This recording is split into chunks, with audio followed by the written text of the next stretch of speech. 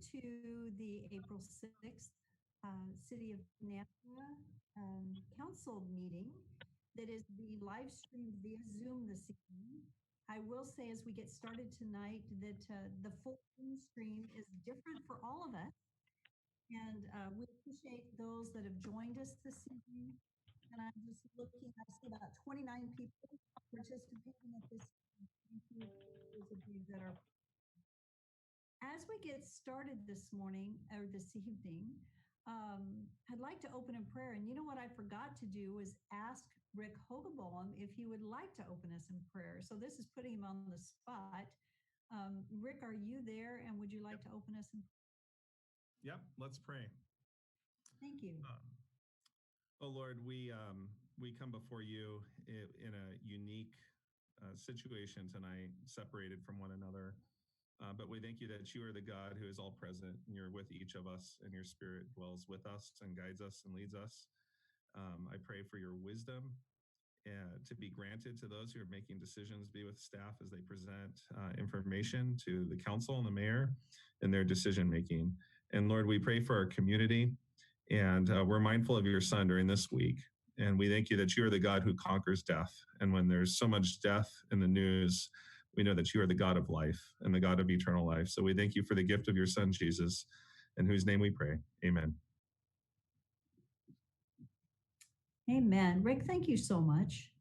So for the pledge, I'm going to swivel because I think I have a flag right behind me.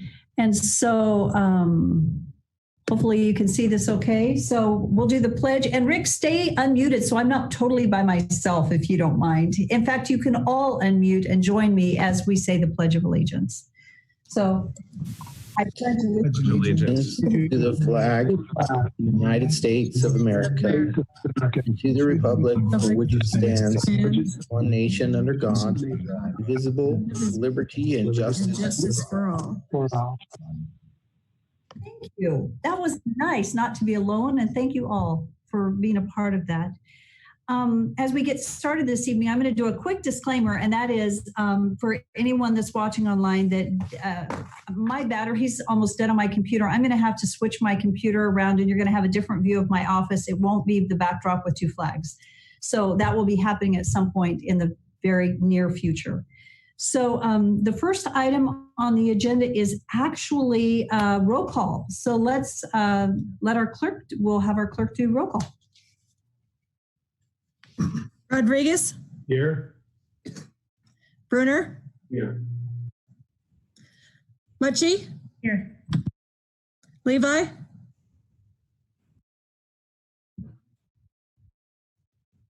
Levi?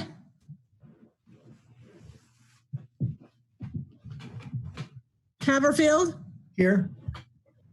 Bauer? Here. Thank you, Debbie. I'm just looking for Sandy real quickly. I think she's on, but my guess is she must not have audio that's coming through. So I'm pretty sure she's there. So the next thing on the agenda is any amendments to the agenda. And I actually have two amendments to the agenda. The first amendment is to remove item 5.1, which is to approve the FY Comprehensive Annual Financial Audit report, and approval is not needed for that item. So that will be removed from the agenda. And then also number 5.10 as new business is a discussion.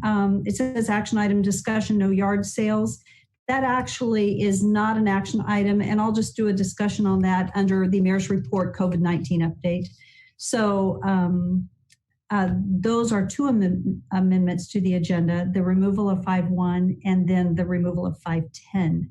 Other than that, I don't know of any other amendments. Are there any amendments that the council members are aware of? Mayor Kling, a question. The agenda that I had received does not have an item 5.10 listed in it. I'm just wondering if were there other changes that were made from what was sent out last Friday? Well, the one I was given today, 5.10 was not to have been on the agenda, but then what I was handed today, it was on there. So I guess I need to look at my agenda online and see what is there. Mayor, the one I just opened up, recently set up by Nathan, does not have 510 on it. Okay. So the one that I was, I'm sorry. Mine either. Excuse me, Mayor, I stepped on you. Yeah, my agenda doesn't show 510 either. Okay, thank you. Mine happened to the one that I was given today, so thank you for that clarification. So the only amendment to the agenda would be to remove item 5.1. So other than that, and thank you, are there any other suggested changes? And if there are none, I would stand for a motion to approve the consent agenda with the amendment as suggested. So noted. I'll make the motion. And Jean, thank you, Jean. Okay, it's been moved and seconded. Is there any further discussion? Hearing none, roll call. Rodriguez, Yes. Bruner, Yes. Levi, Bauer, Yes. Mucci, Yes. and Haverfield. Yes.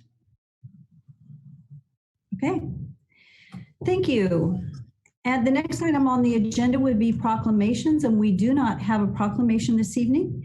And then the next meeting on the agenda after that is Nampa residents wishing to speak on an agenda or non-agenda. So Mr. William Freeman did have comments that he has submitted. They were in your packet.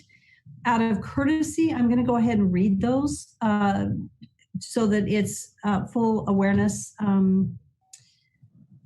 for everyone. So this is Mr. William Allen Freeman. He lives at 1127 West Edwards Avenue, Nampa, Idaho. He's lived there for 18 and a half years. And principles that he has observed to be true are: what you haven't told me is more important than what you tell me. We are all biased based on our knowledge of a subject and experiences. And then there's always at least one thing I don't know that if I knew it, it would change my viewpoint and decision. My question is for everyone in this room: have you read the current roundabouts and informational guide? City Council minutes, February 18th, 2020, Nampa supports installation of roundabouts where appropriate and cost effective. Question: what are the guidelines that define the word appropriate? And again, that was from the council minutes of February 18th, 2020. The current roundabouts and informational guide provides parameters. Are there site-specific and community impact reasons why a roundabout would not be a good choice? Page 51. Will the roundabout function properly during the peak period within the capacity limit?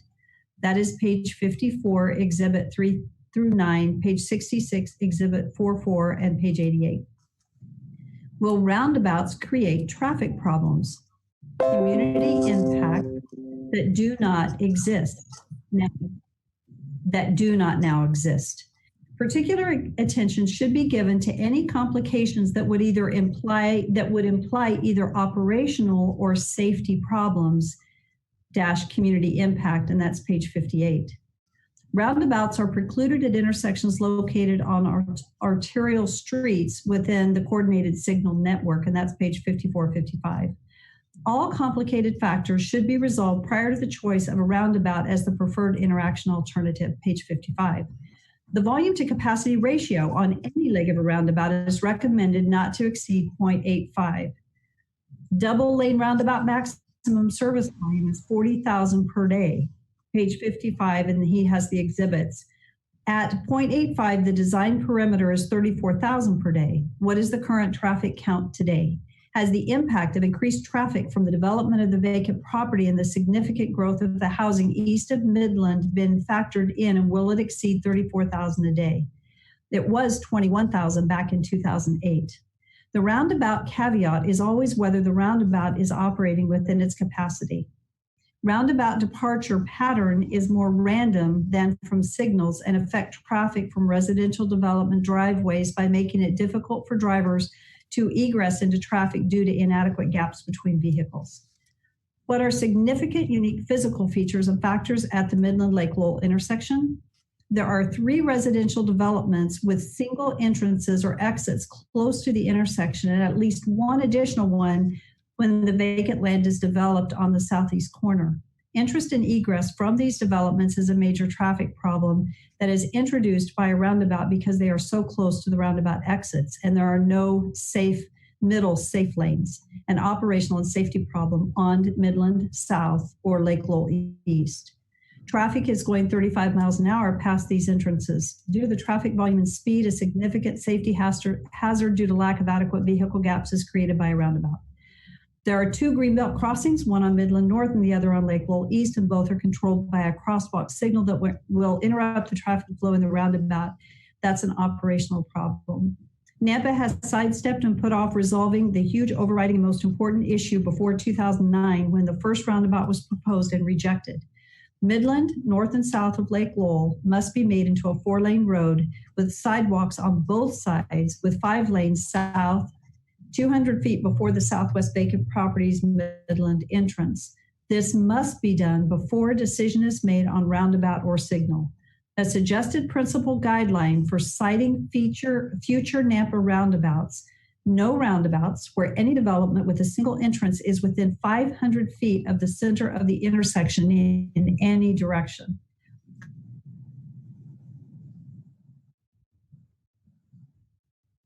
No.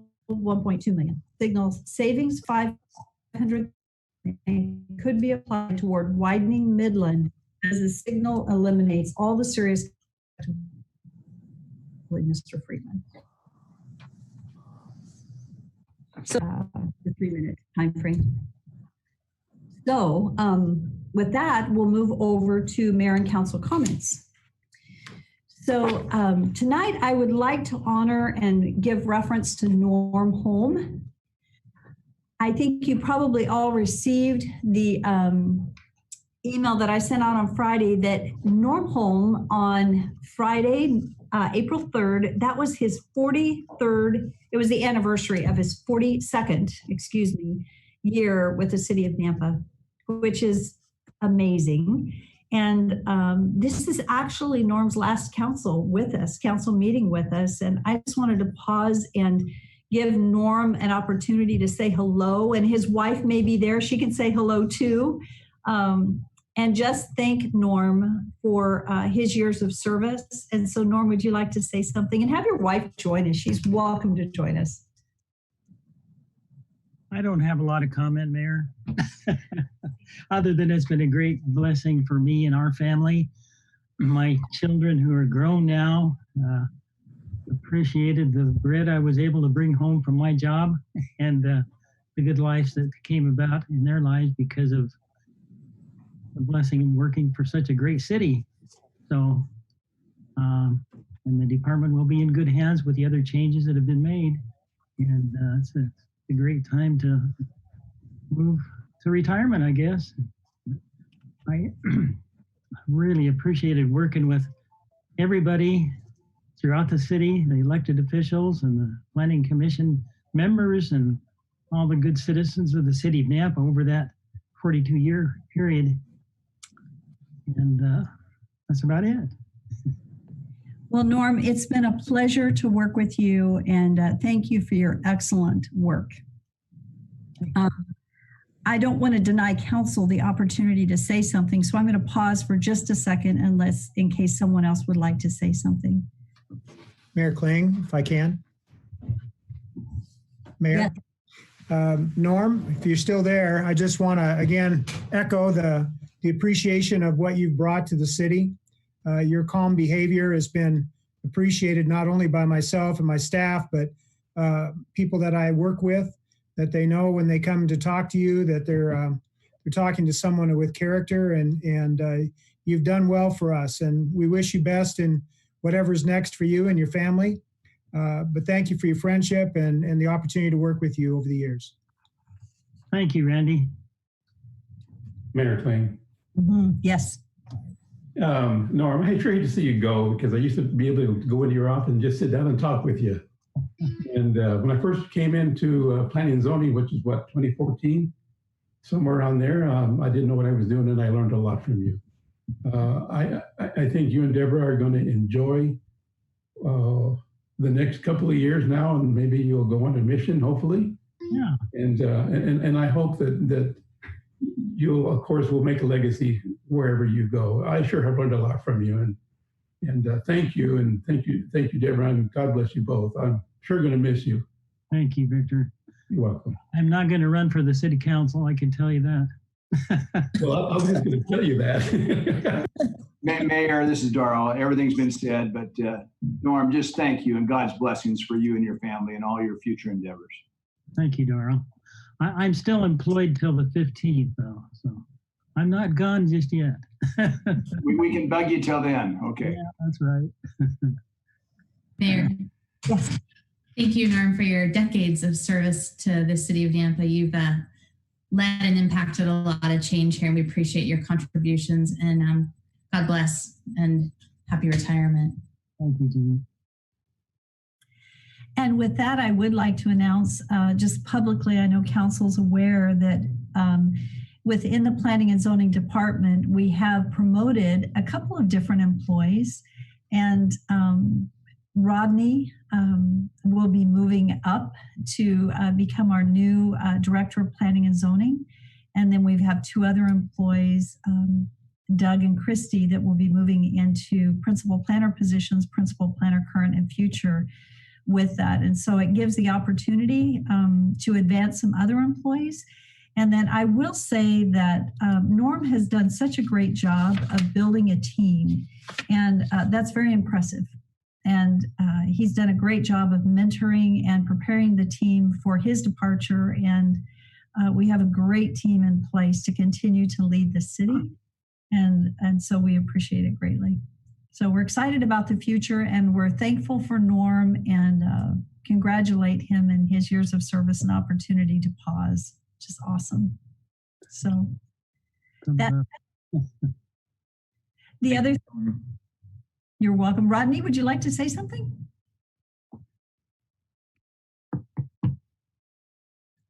I'd really not like to say too much here. I think this is Norm's time, and I appreciate his service so much. He's been a great mentor for me, and I just really have valued his friendship as well. Thank you. Thank you, Rodney. The good news is that, Norm, you're not going far, and that you're a phone call away, and I appreciate that, and I know his team does too. So thank you. He hasn't officially told me that. I'm just making a really good assumption that he'll answer that phone if we call. Right, Rodney? I sure hope so. Oh, Rodney, I would. So. Good. Thank you. Thank you. So the next item that I'd like to enter the mayor and council comments, I'd like to take this opportunity to provide a COVID-19 update. And we're going to begin that update with Kirk Carpenter. So Kirk, would you like to give us an update on where we are? You bet. Thanks, Mayor. Mayor and council, just a real quick update for us here at the city of Nampa. This thing is ever changing and it moves very quickly. So I want to first recognize the whole leadership team at the city of Nampa, as well as those that are out doing the daily work. Obviously right now is a critical time as we take care of our community. The teamwork in the leadership realm has been frequent and often, and it is necessary. So as of today, we were finally able to use an internal communication tool that was built from within by our IT department. We have a specific SharePoint where our directors and department heads report daily of their different divisions and their employees' health and wellness. So at the end of the day, a report is provided to both the mayor and the chief of staff. Today being the first one, giving them the best glimpse of today's activity in our city, so that she has that available for you if you were to call.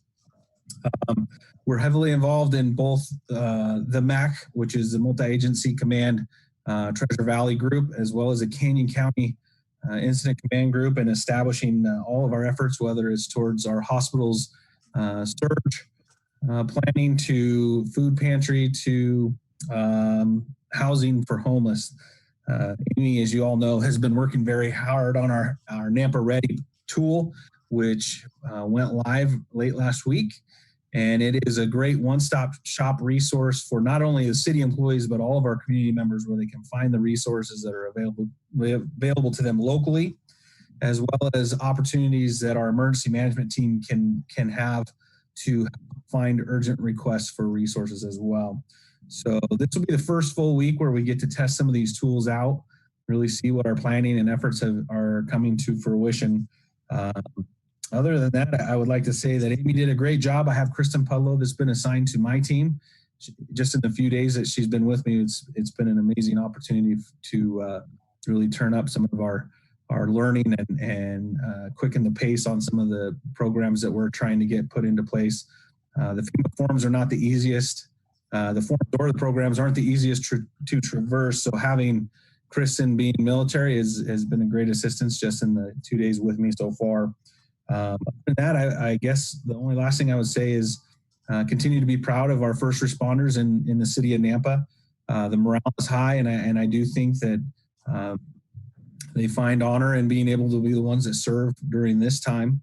And as leadership in police and fire, we continue to make sure that their wellness and health of both them and their families are a priority so that they can continue to serve.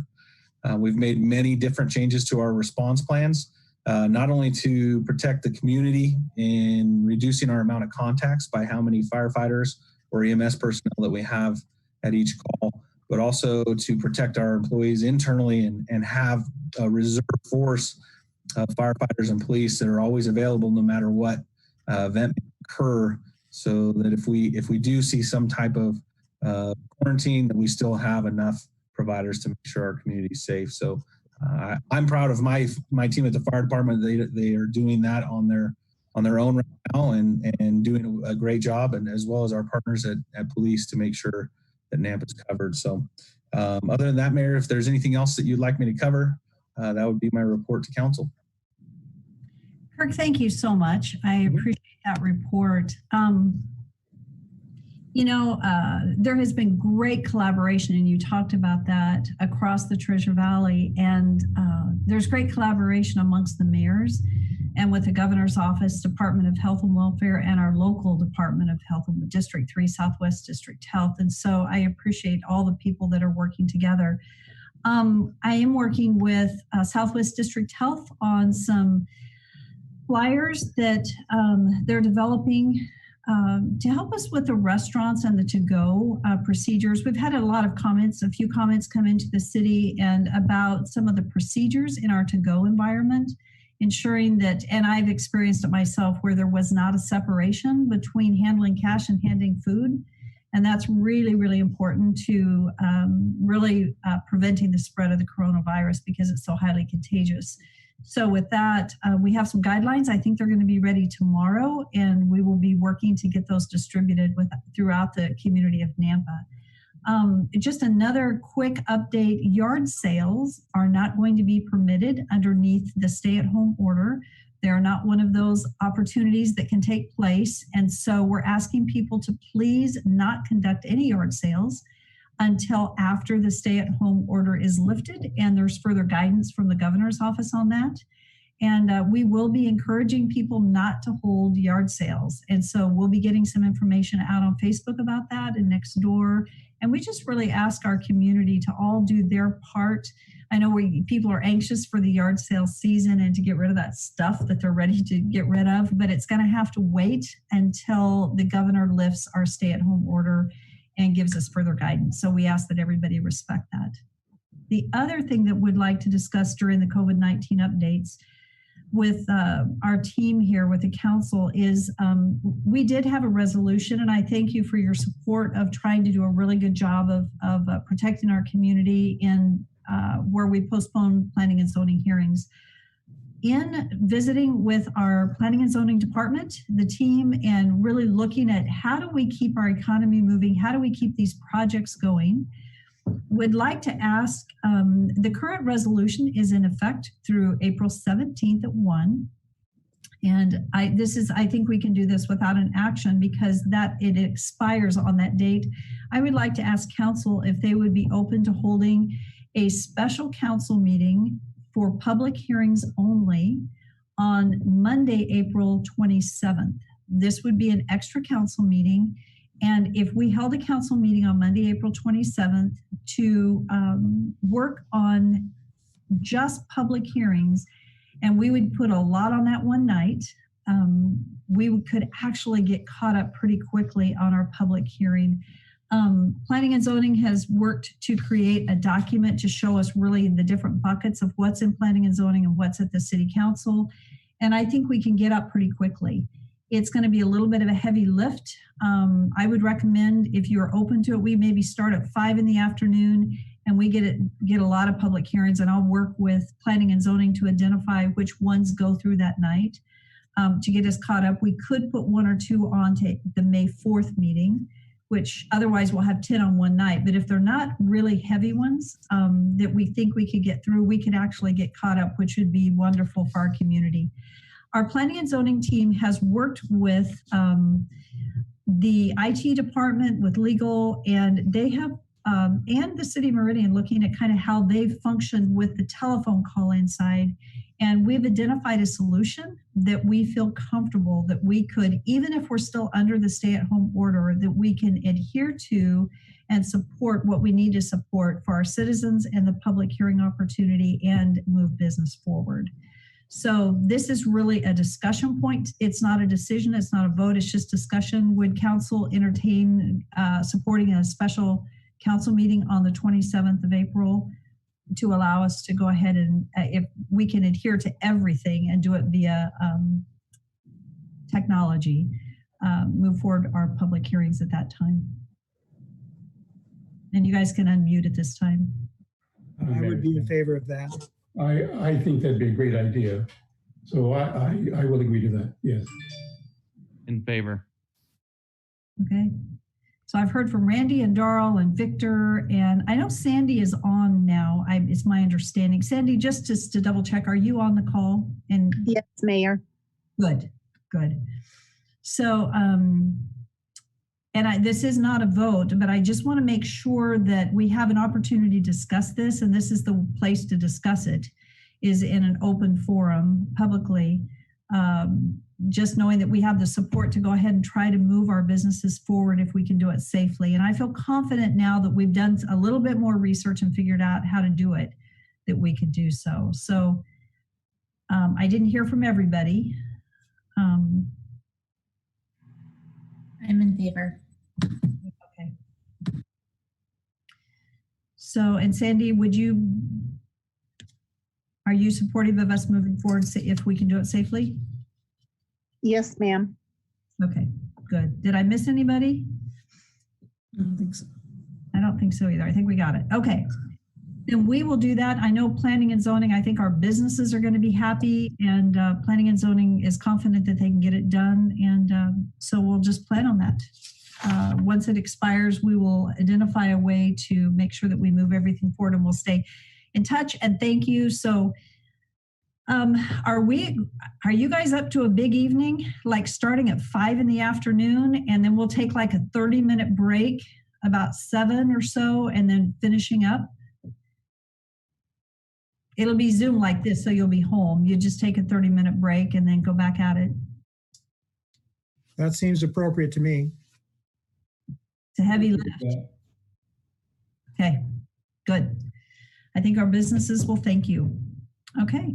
Well, I don't think I have any other comments. I'm anxious to hear what the governor is going to release on the use of face masks. We have been working as a city to obtain some additional face masks for employees, and we gave a lot of face masks to the hospitals, and I think we're able to replenish, because as we move to where it appears like there will definitely be a use of face masks, that we have the inventory that we need for city staff. If I could do what I wanted to do, I would have a face mask for every citizen in this community. And if I could identify some for our seniors and people to where they feel protected, I would love to do that. I know a number of people are sewing them, which is awesome. And I have a neighbor, I think, that's going to sew one for me too. And I think that that's the direction we're going to be going. I know Jean's mom has sewed a lot of them. And so we're working on that. And I will just say that the Nampa Ready team and the work that is being done, and I know Jean is involved in that, and I think Sandy and the senior side, and the senior center, the serving of meals and the dedication and all the meals that have been served through the Boys and Girls Club. It is outstanding. Jean, do you want to do a report on that just real quickly?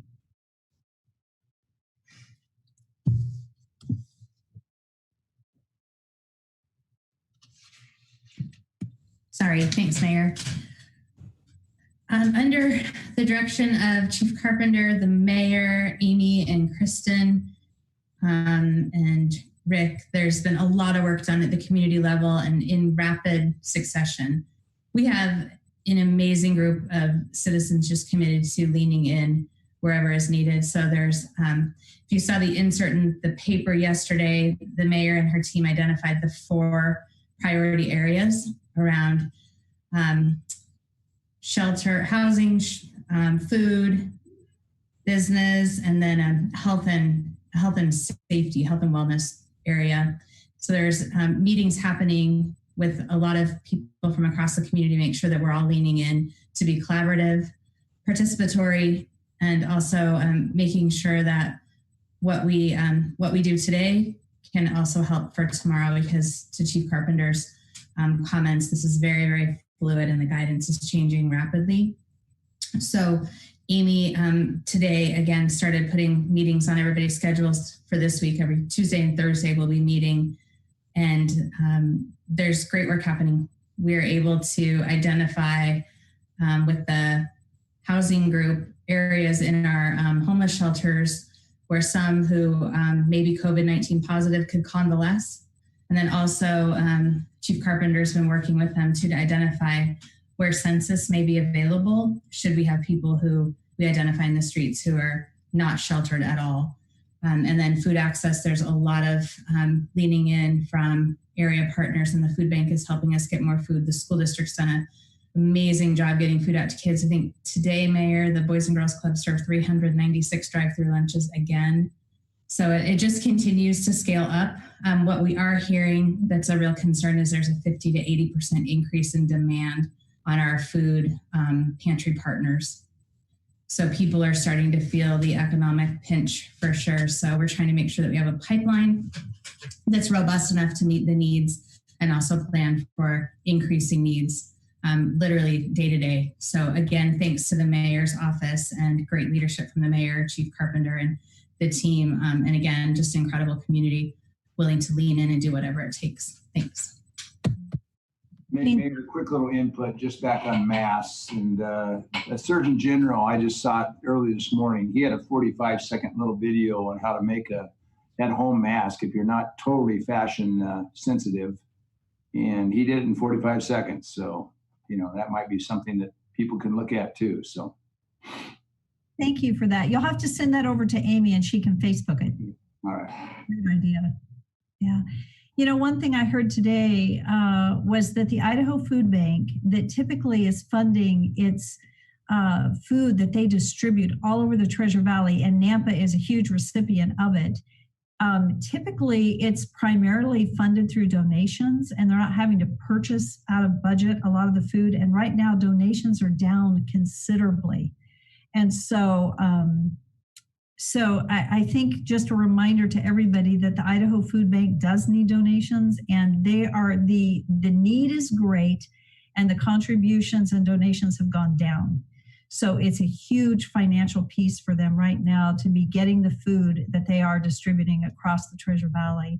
So it's certainly a shift right now in the need, and also those that are able to support it. I did just see that that I think that there is a Amy has it, and she has shared it on that Facebook thing. So the not Facebook, but the face mask thing. So Darrell, so we will absolutely get that out. And thank you so much. Are there any other council comments? Okay, seeing none. Agency and commission reports. Tonight, we have our financial audit report, and I'm going to turn it over to Doug Racine, who's going to introduce and who he has there to walk through it. I think Ide Bailey tonight. Thank you, Mayor. Mayor and Council, on or about March 28th, I forwarded the completed audit and CAFR, the Comprehensive Annual Financial Report, as well as a letter from Ide Bailey addressed to the Mayor and Council. This is for our most recently completed fiscal year ended September 30, 2019. This information has been included in your packets as well, and I have loaded it onto our public-facing website for all of the public who wish to view it. To share their audit results tonight, we have with us Brad Burrows and Morgan Browning, and I turn this over to them to present their audit results. Great. Thank you, Doug. Thank you, council members. Yeah, I'm the Brad Burrows. I'm the partner on the engagement. With me also is Morgan Browning. He's the manager. So my part will be brief before I turn it over to him, but I wanted to thank Doug and Michelle particularly for their time and efforts in this engagement. As you know, you guys, the city has a lot of moving parts, a lot of things to keep track of and get right, and they do a good job here. So I wanted to thank them for their time and effort while also doing their day jobs. They're also getting the audit done. So, you know, much appreciation to them. You know, talking COVID-19, we started working from home right in the middle. I guess this was right before we issued the CAFR. So we were going through a lot of transition, as was everybody, but we were able to still get that report out. And just, you know, despite all those changes. So, you know, appreciate the city and their team working with us to get those done. I guess with that, I will turn it over to Morgan, who is going to go over the letters and the reports that we issued. Thanks, Brad. Good evening, City Council, Mayor. It's a pleasure to be back here with you guys again for another year. My plan is to go over our reports. Our reports are included in the city's comprehensive annual financial report. They lay out our responsibilities as auditors, management's responsibilities, and also our conclusions. We have 3 reports in the CAFR that I'm going to review. And then I have some required communications. You should have gotten a separate letter to go over as well. So the first report that I'm going to go over is on pages 9 through 11. It's called the Independent Auditor's Report. As I go through these reports, if you guys have questions or need any further clarification, feel free to interrupt me and I'll do my best to answer those questions as they come up.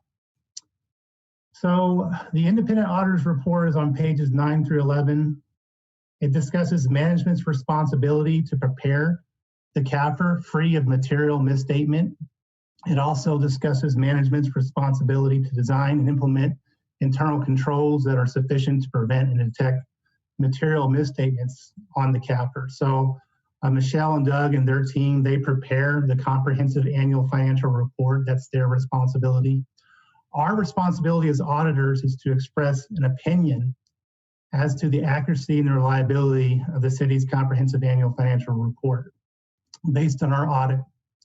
So we accumulate sufficient and appropriate audit evidence through various audit tests such as confirmation, review of details, inspection, analytical procedures. And then based on those procedures, we opine on the CAFR, we express our opinion. So the conclusion that we have reached for fiscal year 2019 audit is we are expressing an unmodified opinion on the city's comprehensive annual financial report. So I like to refer to it as a clean opinion. It's the highest level of assurance that an entity can receive in an audit. And it certainly has been the case every year since I've been the audit manager here assigned to the City of Nampa audit. So what that means is that in our opinion, the CAFR is free from material misstatement based on the audit that we performed. So congratulations to Michelle and Doug and their team for yet another year of producing an accurate CAFR. The last page of the report on page 11 refers to my second report that I'm going to cover. It is on page 142 of the CAFR. It's a report that is required under government auditing standards. I'll give you a second to get there. Part of our audit entails a review of internal controls. So as part of our planning phase, we look at key financial processes, we interview process owners, we identify key controls, and we perform implementation tests over those controls. If we detect deficiencies, problems to the design of controls, or if through the course of our audit procedures, we uncover a lot of audit adjustments that are necessary to correct the CAFR amounts and balances, this report would refer to deficiencies. So that's one aspect of this report. I am pleased to report to you for fiscal year 2019 that we did not detect any deficiencies in internal control to report to you for fiscal year 2019. So congratulations again to Michelle and Doug and their team for that. I think in years past, maybe we've had one or two comments, but this year it was a clean opinion plus no findings in internal control. So congratulations for that achievement. Another aspect of this report that's required under government auditing standards is compliance. We are required under government auditing standards to test compliance with laws and regulations, contracts and grant agreements, laws that could have a material impact on the financial statement amounts. So through our compliance test, if we detect any deficiencies, any non-compliance issues with state laws, or anything that could have a material impact on the financial statements, we're required to report that to you. So for fiscal year 2019, I am pleased to report again that we did not identify any non-compliance as a result of our audit procedures. So congratulations. And again, I just want to emphasize it's management's responsibility to design internal controls and to comply with grant agreements, and our responsibility is to review those through our audit procedures. The third report that I'm going to review this evening is a report on federal programs, compliance with federal programs. The actual title is a lot longer than that, but that's how I like to refer to it. That report is on page 144. We test federal programs as part of our audit. It's referred to as a single audit. It's an additional audit that we do. We don't test all your federal programs. We select programs to test using a risk analysis that encompasses quantitative and qualitative metrics. We don't test the same programs every year. This year we tested the Assistance to Firefighters Grant, and we also tested the Airport Improvement Program. In years past, we've tested the CDBG program. We've tested other programs as well. So this year we focused on the Firefighters Grant and Airport Improvement Programs. What distinguishes this report from my other report is we're actually expressing opinion as to whether or not the city complied in all material respects with the terms and conditions of the grant agreements and programs for those specific programs that we tested. We also look at internal controls surrounding those programs, controls that have been put in place by the city to ensure that the city is complying with the terms and conditions of those programs. The compliance, again, is the city's responsibility. They're responsible for ensuring internal controls are present to ensure compliance. Our responsibility is to go in and review those grant agreements, review published guidance from the grantors to make sure that the city is adhering to those compliance requirements. For fiscal year 2019, I am pleased again to present that there are no instances of non-compliance that we noted, and that in our opinion, based on our audit, the city complied in all material respects with the terms and conditions of the grant agreements. So congratulations again.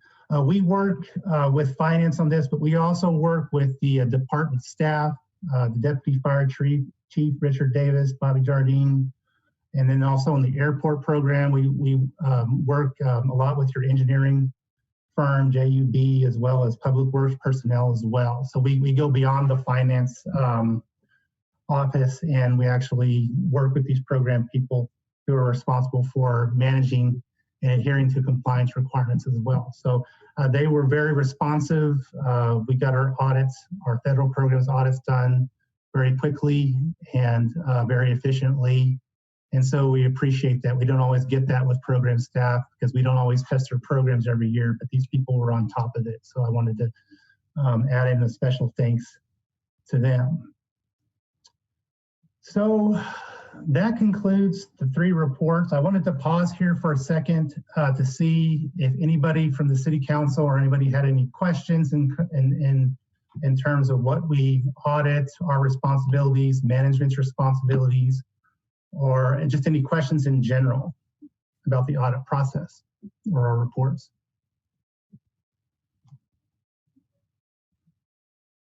Okay, I've got one other comment, Morgan, if you don't mind. I guess kind of the environment that we're in right now, I guess wanted to bring up your control environment is very strong from what we've seen, so it's great to see. With this changing environment that we're in, you know, a lot of people working from home, processes are changed, controls might be changed, so just something to consider. I know Doug, being his first year here, he was spending a lot of time on evaluating the controls, but as an auditor, I can't help but to mention something on this that, you know, this is something that's got to be front of your mind as well, and it will be stuff that we're going to have to be considering when we do the audit next year. Is how did you guys handle this situation, and did you still have the appropriate controls and processes in place? Yeah, Brad, thanks for that comment. As far as the control environment, we've actually spent a fair amount of time reinforcing our control structure, internal and external. We're very aware and concerned of the potential for fraud, internal and external, in times when you're not visibly present. We've maintained our depository structure, the cash management structure, increased our presence in terms of reviewing accounts payable or requests from external sources for payment of funds.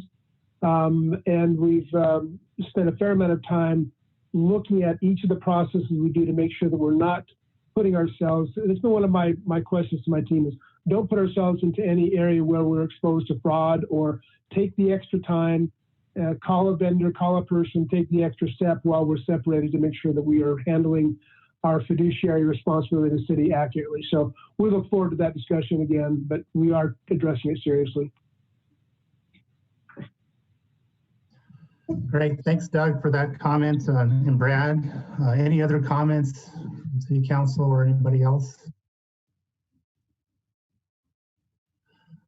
Okay, great. We have one more letter that that City Council should have received. It's a letter to those charged with governance. And there are some required communications that we have in that letter, and you can review that letter in detail. Just a couple of points I wanted to point out. We had no significant difficulties as a result of our audits. We didn't have any disagreements. We didn't note any consultation with other accountants during the audits. We had 2 misstatements that we passed on that we didn't think were significant. We had one adjustment to record the investments to fair value. It was $79,000, and we passed on it. We don't think that the city needs to book that entry. There was another adjustment that we passed on to correct a capital asset addition for about $253,000 that was not significant to the city's sewer fund. And so again, it's not considered material, but it's something that we have to put in our letter. That's pretty much it in terms of required communications. And if you have any other thoughts or discussion points that you want on that, I just wanted to open it up to you guys. So any questions on those items?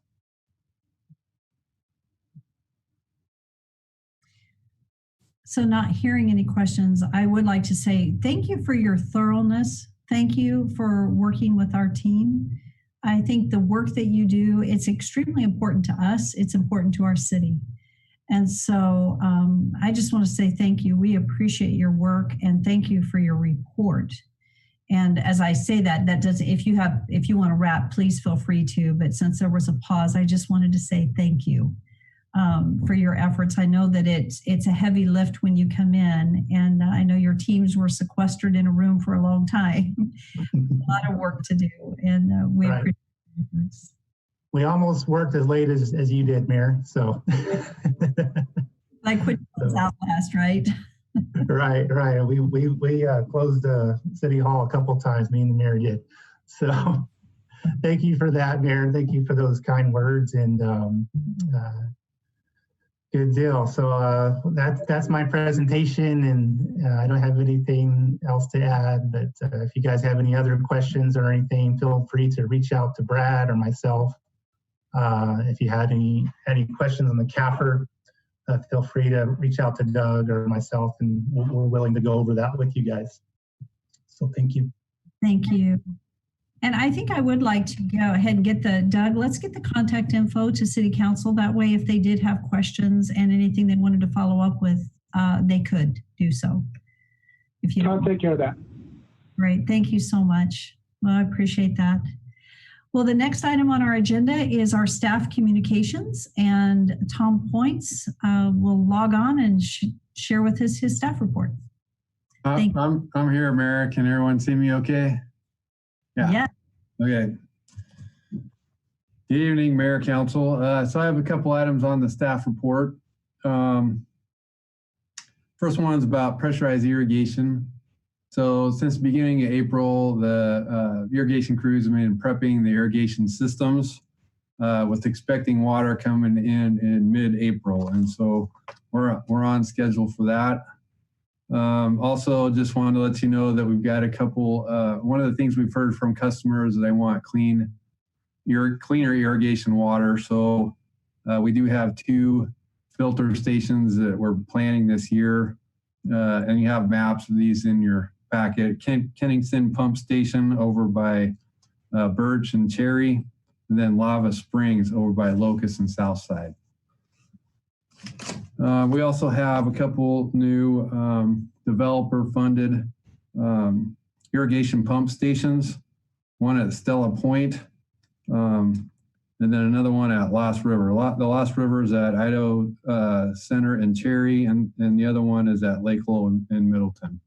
So those will help with, as development happens, that those are regional pump stations that serve more than just that subdivision. Another thing to report on irrigation, we realize with the COVID-19 that, there's a lot of folks are unemployed, and we want to do what we can to help out in these difficult times. So in the report here, normally the irrigation dues are due on April 1st, but we're put out a news release and saying we'll without late fees accept that up till June 30th. Just trying to help out where we can with that, with the COVID-19 and the difficult times. The other item to report is very exciting news as well. So it's a positive thing happening in a time of uncertainty. Actually, we had a conference planned here to go to Pocatello for the Rocky Mountain chapter of Public Works, but with the COVID-19 that got delayed and canceled. But we did get news that Nate Runyon, our Deputy Public Works Director, won the Public Works Professional of the Year from the chapter. So that was a nomination we put in for his reuse work. And the Rocky Mountain chapter has 3 states. So it's Idaho, Montana, and Wyoming. So he won that award, and we're real proud of him for that. And he did a great job on the reuse permit, obtaining that. There was a lot of collaboration with irrigators and agencies, and so that was one feather in his cap. He's also done years of work on wastewater plant with the Design Review Committee and the Wastewater Advisory Group, and just collecting public input and comments to help form our plan for the wastewater plant. So want to take a minute to congratulate him, and we're real proud of him for that. Mayor Kling. Yes. Yeah, I have a couple of questions for Tom. Tom, you said kind of fast, so let me confirm this. You have waived the fee for the late fee for the irrigation until June the 30th. Is that right? That's correct, Councilor Rodriguez. It's just a delay of the payment from April 1 to June 30th, just to allow a little more time for people to make the payment. Okay, so are you making any kind of help with the domestic water bills? We haven't looked at the domestic yet, because we haven't really talked about what the rates would be for next year. So that hasn't been a topic at this particular time. So not yet. Okay. Victor. Yes. Victor, this is Doug Racine. If you'd like further discussion, then I can address that at the appropriate time. But we are working with our customers to make sure that nobody is shut off because of economic crisis right now, and we will continue to work with them throughout the remainder of this shutdown and beyond to make sure that we're doing two things. One, we're supporting the city in their time of need, and we're also trying to manage our fiduciary responsibility to make sure that we eventually collect payment at the appropriate time for those individuals who are currently struggling. Okay, thank you. Because I was just wondering about that. I've had a couple of people talk to me about that, and I didn't know. I referred them to our utility billing. So, but I just wanted to know that for sure too, though. So thank you for that. Thank you, Tom. Thank you. So is that it, Tom? That's it for me, unless there's more questions. I don't hear any. So thank you so much. Appreciate your report. Thank you. Thank you. I think as a follow-up, Victor, to your question, one thing that I don't know that we've talked about, and Doug Racine, this is going to be directed to you. I don't know that what we're doing on late fees on our water bills right now. So that's a discussion I think that we need to have. We have made a decision that we won't turn any water off during this time due to late payment, but I don't know what decisions we've made regarding late fees. Mayor, what we're doing right now is we're not assessing late fees or penalties on bills that would normally be set aside for disconnects at this time. We figure that's kind of adding insult to injury. So we're going to hold off on that. And once the stay-at-home order is lifted and people begin to return to work, we will work with you to determine the appropriate time to reinstate all of our policies and move forward with a more normal course of business. But for now, no penalties or late fees on the water or on irrigation. Right. Doug, thank you for that. I couldn't remember on water, so thank you so much. I think it is important that we care for our citizens during this time and that we're mindful of the difficult place that many are in that was unanticipated.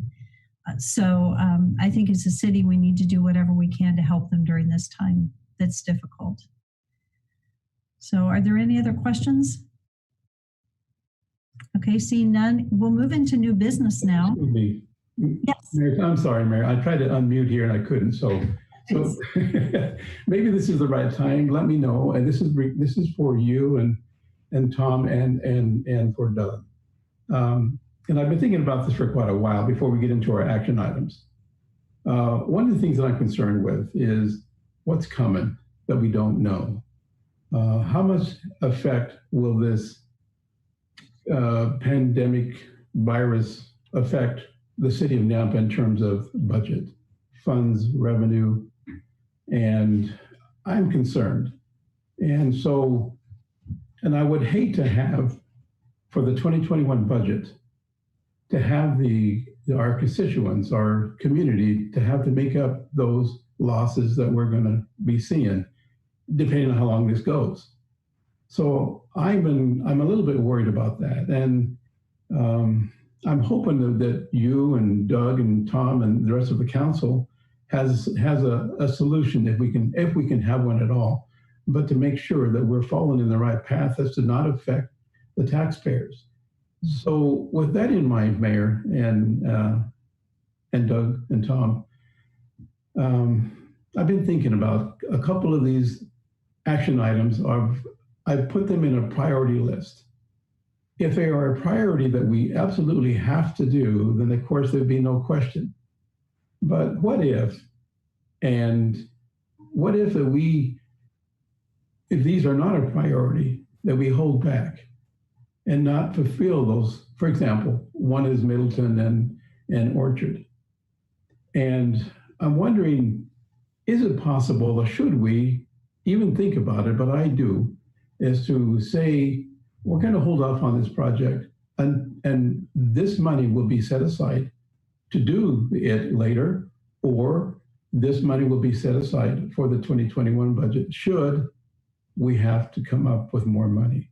So that's just an idea, Mayor. And I don't know how you feel about it because I haven't talked with you or Doug or Tom, but some of these I have myself prioritized. And I'm going to be really lean with some of these projects.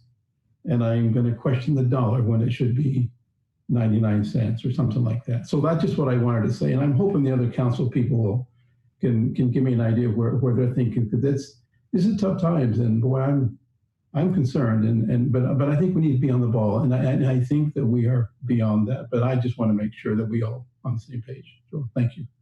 Victor, thank you for your questions. And so I'll just take a minute, and then I'll also provide opportunity for Doug to follow up here. But I had a discussion with our staff today, and Doug and I have been meeting and discussing this. We discussed it again today.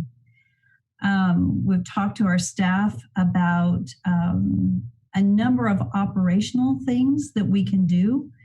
I want to be careful I don't publicly say something that I haven't told them directly first, but I have been communicating to them that they need to be looking for savings within their budgets, that we're going to do holdbacks this year to ensure that we are stewards and that we're basically all travel that is non-essential, meetings, that sort of things, we will not be taking them.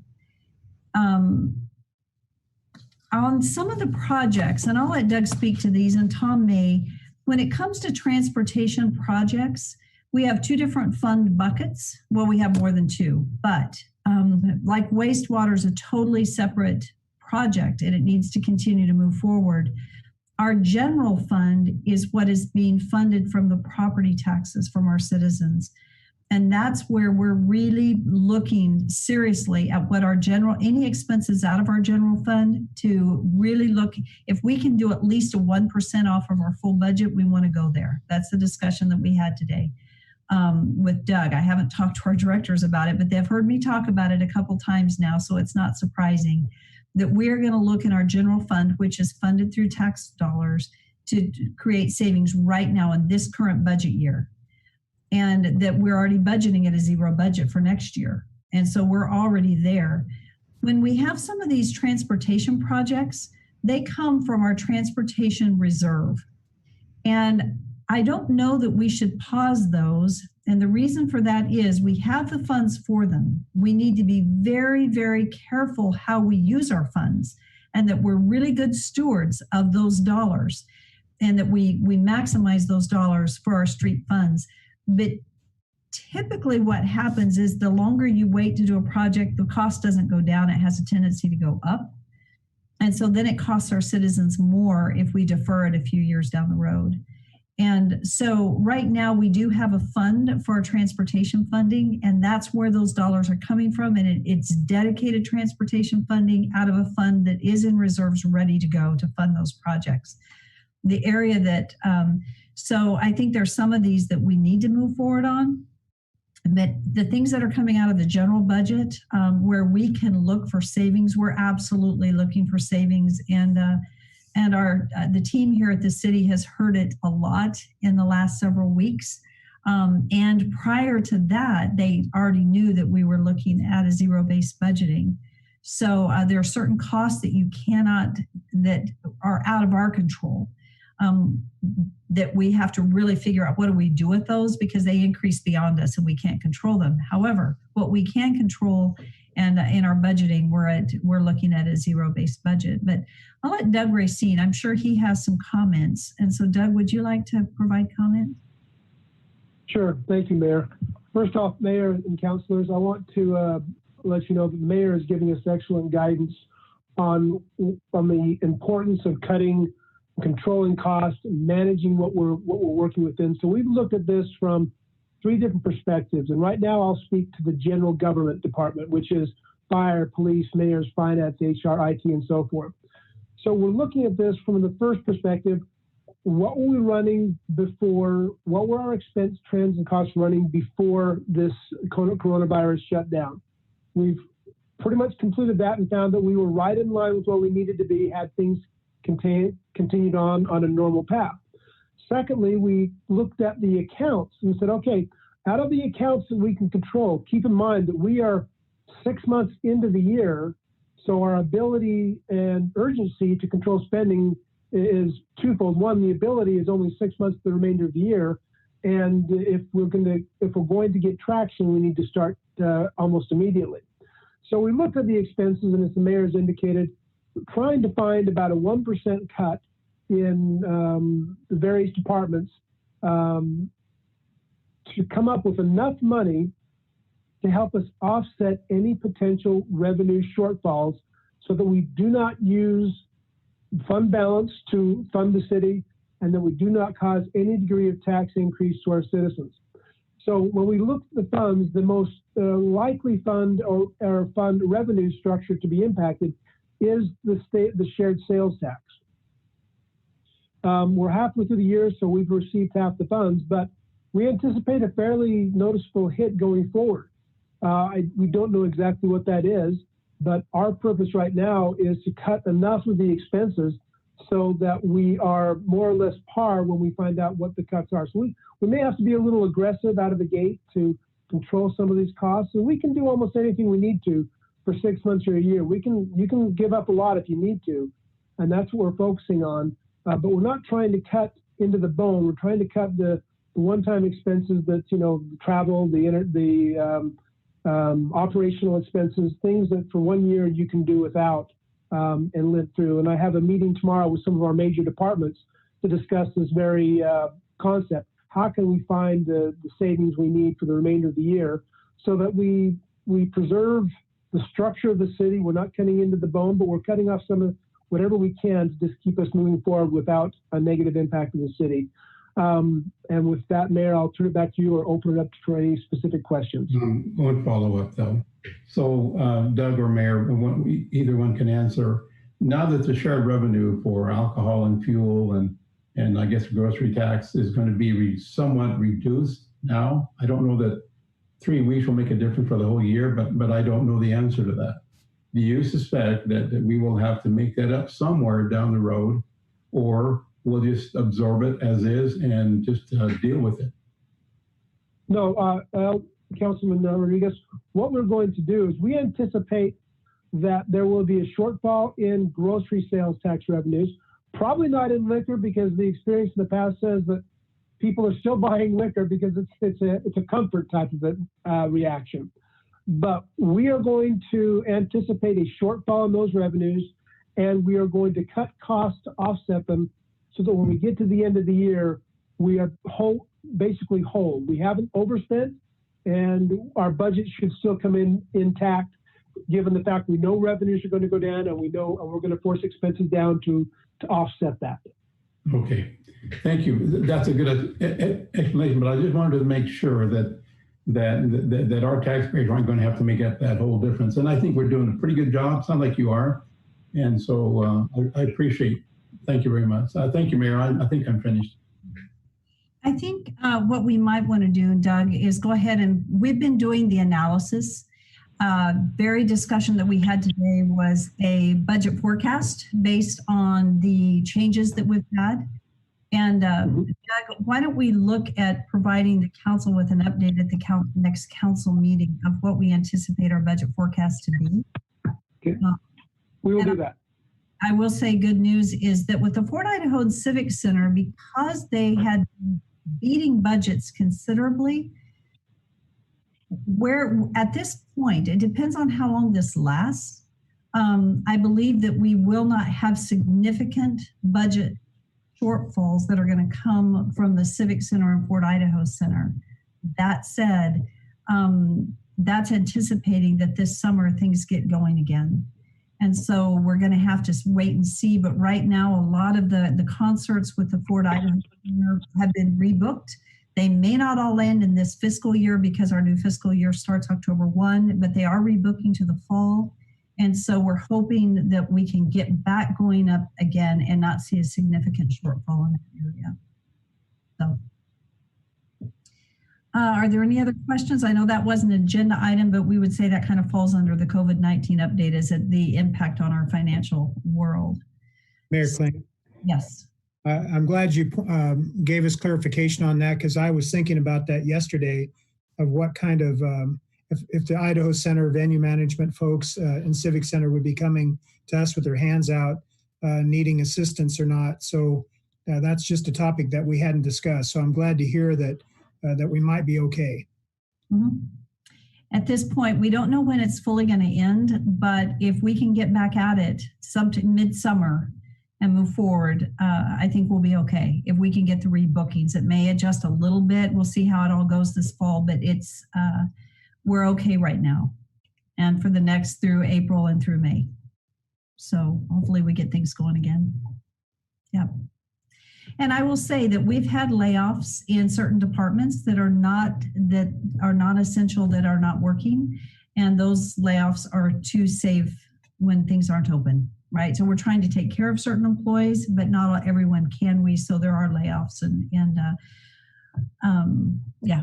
And with the unemployment that's being offered, hopefully that's helpful to what the president has done in the unemployment world, and with the Family Medical Leave Act, which is actually, that's a cost to the city. We don't know the full impact of that yet, but I think there are a lot of tools out there, and we're working to make sure that we're abreast of them and that we're using them and working with our employees so that they're cared for during this time. So. Awesome. Well, unless there's any further comment, we'll move on to item 5.2 on the agenda. And so, Tom, what I might say is that it's kind of difficult on Zoom to have both our council agendas up and this is for everyone, and Zoom. So as you would at a council meeting, if we need explanation and presentation, I may have you share your screen with us so that the council members can see the presentation as they would normally see it on a shared screen. So I'm not sure if we need it on this one, and the council is going to have to speak up on this. The action item number 5.2 is an action item. This is to request council to award the bid and authorize the mayor to sign the contract for the Middleton Road and Flamingo Avenue turn lane project with Hawkeye Builders. This was approved in the FY20 budget, and I'll defer to Tom. So, Mayor, actually, Daniel's online, and he was going to help present this. If he's not able to get on, I'll go ahead and do it. Well, I'll talk a little while he's getting himself ready. I'm here. Okay. Go ahead, Daniel. So this project is at the intersection of Middleton and Flamingo. Currently, the intersection signal there now is just 2 lanes each direction. We find that the traffic volumes there are such that if someone is trying to make a left turn, the backup is fairly significant while they wait for the opportunity to make that left turn. And so we identified earlier this year the need to install those left turns. There is adequate right-of-way to do such. And the signal itself is such that really it's just pavement additions and some signal heads that need to be added. The signal controllers and all those were set up to have this addition when they were built originally. So this is really just a congestion management project with a relatively small cost to it for the benefit we see. And so we are requesting approval to Hawkeye Builders in the amount of the $113,975.01. That came in significantly lower than we were anticipating. We originally budgeted about $190,000 for the project in total. With the design and the construction, we're only at $152,000. Daniel, I'd like to ask you to share your screen on the next ones, please, so that when we're talking about the intersection, you can actually see it. I can share it out of the agenda, or if you can share that document, I think it's helpful when you're talking for them to be able to see the actual screen, the intersection that you're referring to. I just did that. Is everybody able to see the drawings there? Nope. Okay, let me see if I can make sure. Share screen button and. Yep, that's okay.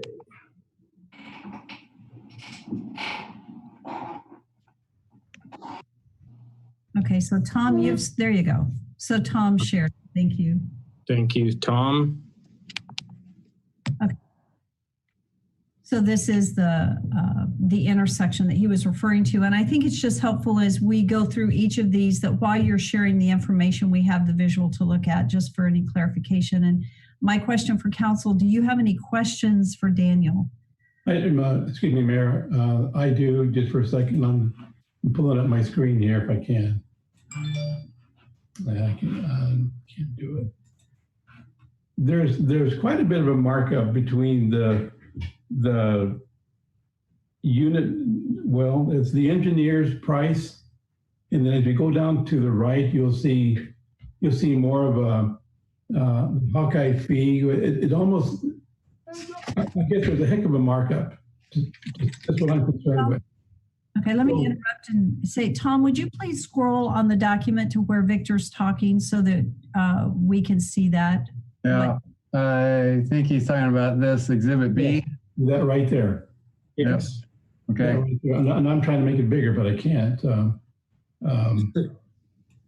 There we go. So we're looking at approximately a 10% over between the engineer's estimate and the low bid. With the bidding climate that we've been seeing currently, that is not a significant amount on this side, especially on this size of a project where it is a relatively small project, so there aren't really large quantities. So we are seeing higher bids than we would typically. However, like I said, we are significantly under what our original budget amount of $190,000. Well, and that's what I want to talk to you about is the engineer's estimate. Who are those that gave that estimate? Unit price is $25 and amount is $4,550. Is that you? Is that our city? The engineering estimate was done by Paragon Consulting, the design engineer. I see. And so Hawkeye Builders Incorporated have a unit price of $42.50. That's almost like a $17 increase to a total amount of $7,735. So that's almost what, 3,000 or so? For that first bid item of the removal. Right. I will say that is different, but as you go down and look at the excavation pay quantity, they're approximately $15 low. And so it really, the bidder is looking at what their direct costs are, and they often load their bids differently than necessarily the engineer would. But that is how our bid climate and the bid laws are, that we don't look at, or looking at this bid, there is not enough of a variation there that it would concern us that they are providing a unbalanced bid, which would be a concern. It looks like it's about $20,000, $20,157 difference altogether. So the engineer's estimate was $100,712. Their bid was $13,000. So we're talking right around $13,000 to $14,000 difference between the engineer's estimate and the bid that we received. Yeah, okay, good. I just wanted to make sure. All right, thank you. So Mayor, this is a very congested area, and for this amount, and it's under bid and it's budgeted for, I'm going to make the motion that we accept Hawkeye Builders, award the bid to them. I'll second the motion. Moved and seconded. Is there any further discussion or further questions? Hearing none, roll call. Rodriguez, Yes. Mucci, Yes. Levi, Yes. Bauer, Yes. Haverfield, Yes. Brunner. Yes. Okay, thank you. Thank you for the good questions and thank you for the responses. And so that when you're explaining for staff, if there are any exhibits that you want to show while you're explaining, that'll move us along pretty quickly. Number 5.3 on the agenda is an action item, and this is requesting council to award the bid and authorize the mayor to sign the contract for the new well 8 production well project with Riverside Inc. And this was approved in the FY20 budget. Mayor, council, well 8 is the well on at the elevated tank site. We are looking at the replacement of that tank. As part of that, we need to be able to relocate the well to facilitate the new location of the tank. And so to do that, as well as based on the age of the well there, we don't want to install a new tank and have an old well right there. This is just the drilling of the production well, not any of the above ground facilities. Based on the bid that we received, engineering and Keller and Associates, the design engineer, are recommending award. The bid was approximately 9% above the engineer's estimate. Once again, just due to the bid climate, there's a lot of construction going on and costs are increasing. And so I would stand for any questions you may have. Mayor, I have a Yes. question. Daniel, one bid. When was this bid taken? What was it? The bid was opened a week and a half ago. Okay, so it's pretty current in light of construction is slowing down. I mean, it's not what it was a month ago, 2 months ago. Do you think by rebidding it, we would get better numbers in a month from now? Get more participants at least? We had a couple of other people on the plan holders list. When we talked to them, the discussion we had with them when we only received one bid was that they were scheduled out already to late in the fall. And so that's why they didn't bid. So unless those other projects that they are already awarded on were to be canceled, I don't know that we would receive any different bids than we already have. We've worked with Riverside before. They do really good work.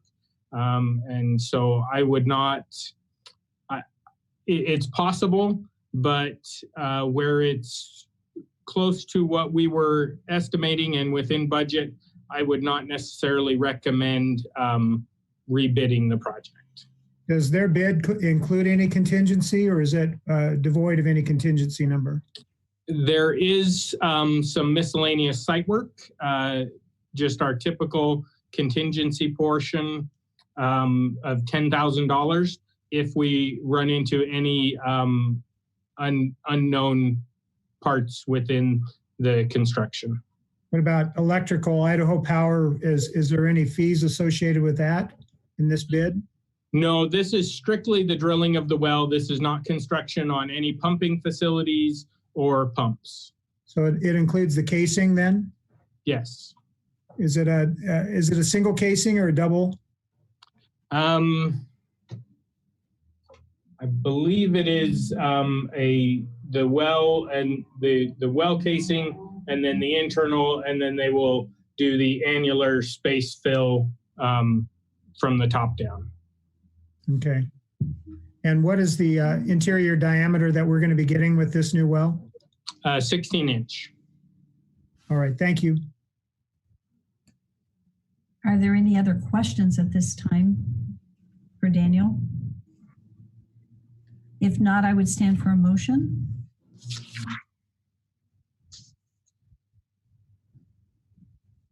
Okay, Mayor, I'll make the motion on this one also, that we award it to Riverside for, as stated in the action item.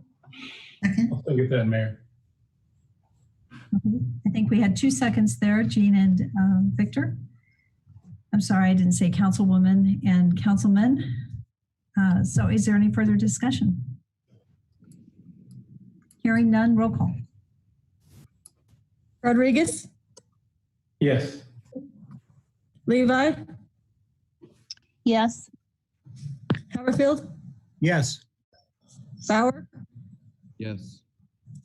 Mechie, Yes. Brunner.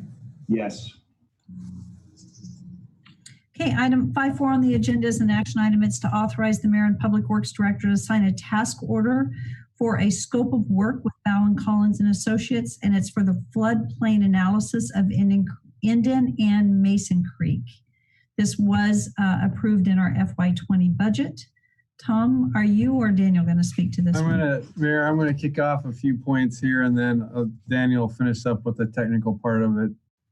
So this is an ongoing multiple year effort project. One of our strategic goals in public works for the city is floodplains for Indian and Mason Creek.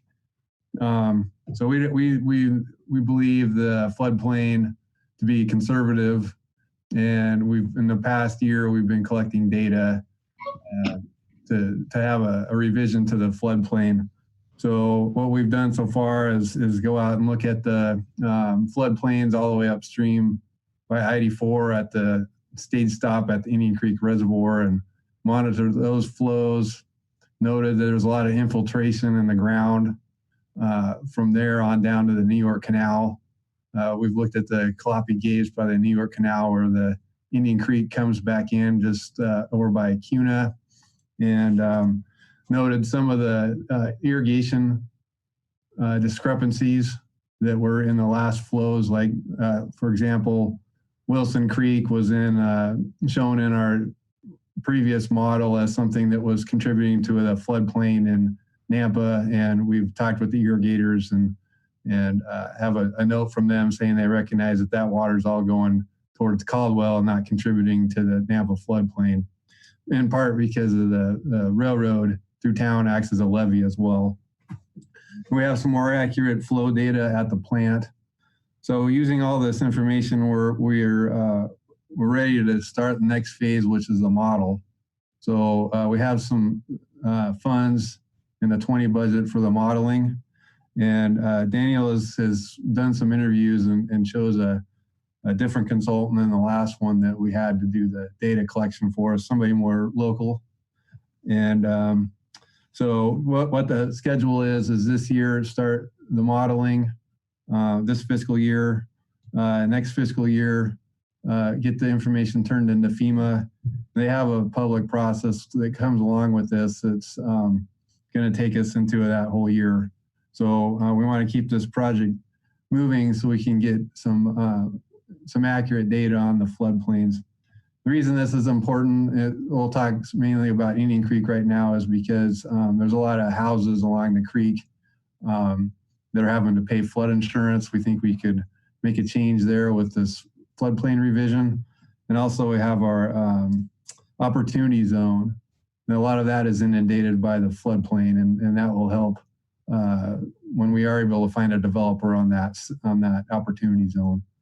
And for Mason Creek, it's not, that one isn't talked about quite as much, but it's the same thing. It's got some data that's conservative, and what's happening there is when that creek does develop, there'll have to be additional cost by developers to develop around that creek. So that's why we want to take care of this now, so it's the correct data for future development.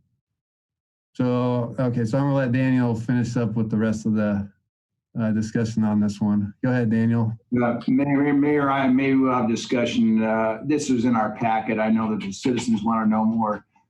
anything with the feds is taking forever. You know, this should have happened, no one's fault of our cities, but the feds are holding this up on our economy of the north side for the last couple of years, in my estimation, for no reason. So we cannot hold back any longer on this. I realize this is spread out over through 2021 and beyond, but we got to move on it. So I'm making the motion. If somebody wants to make a second, and Daniel wants further discussion, we can have it, but I'm making the motion to move on this. Second. Question. Okay, so it's been moved and seconded, and so discussion, and Councilman Haverfield has discussion.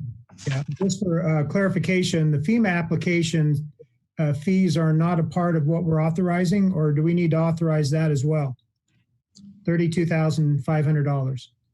Mayor, Councilman Haverfield, currently the only what we have budget for right now is phase 1 and phase 2 of the scope of work for Bowen Collins.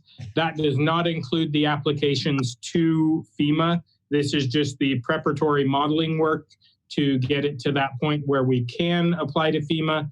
Our intent is to request budget in FY21 to finish the study and make the application to FEMA, which would, that FY21 authorization would be the actual application to FEMA with their fees.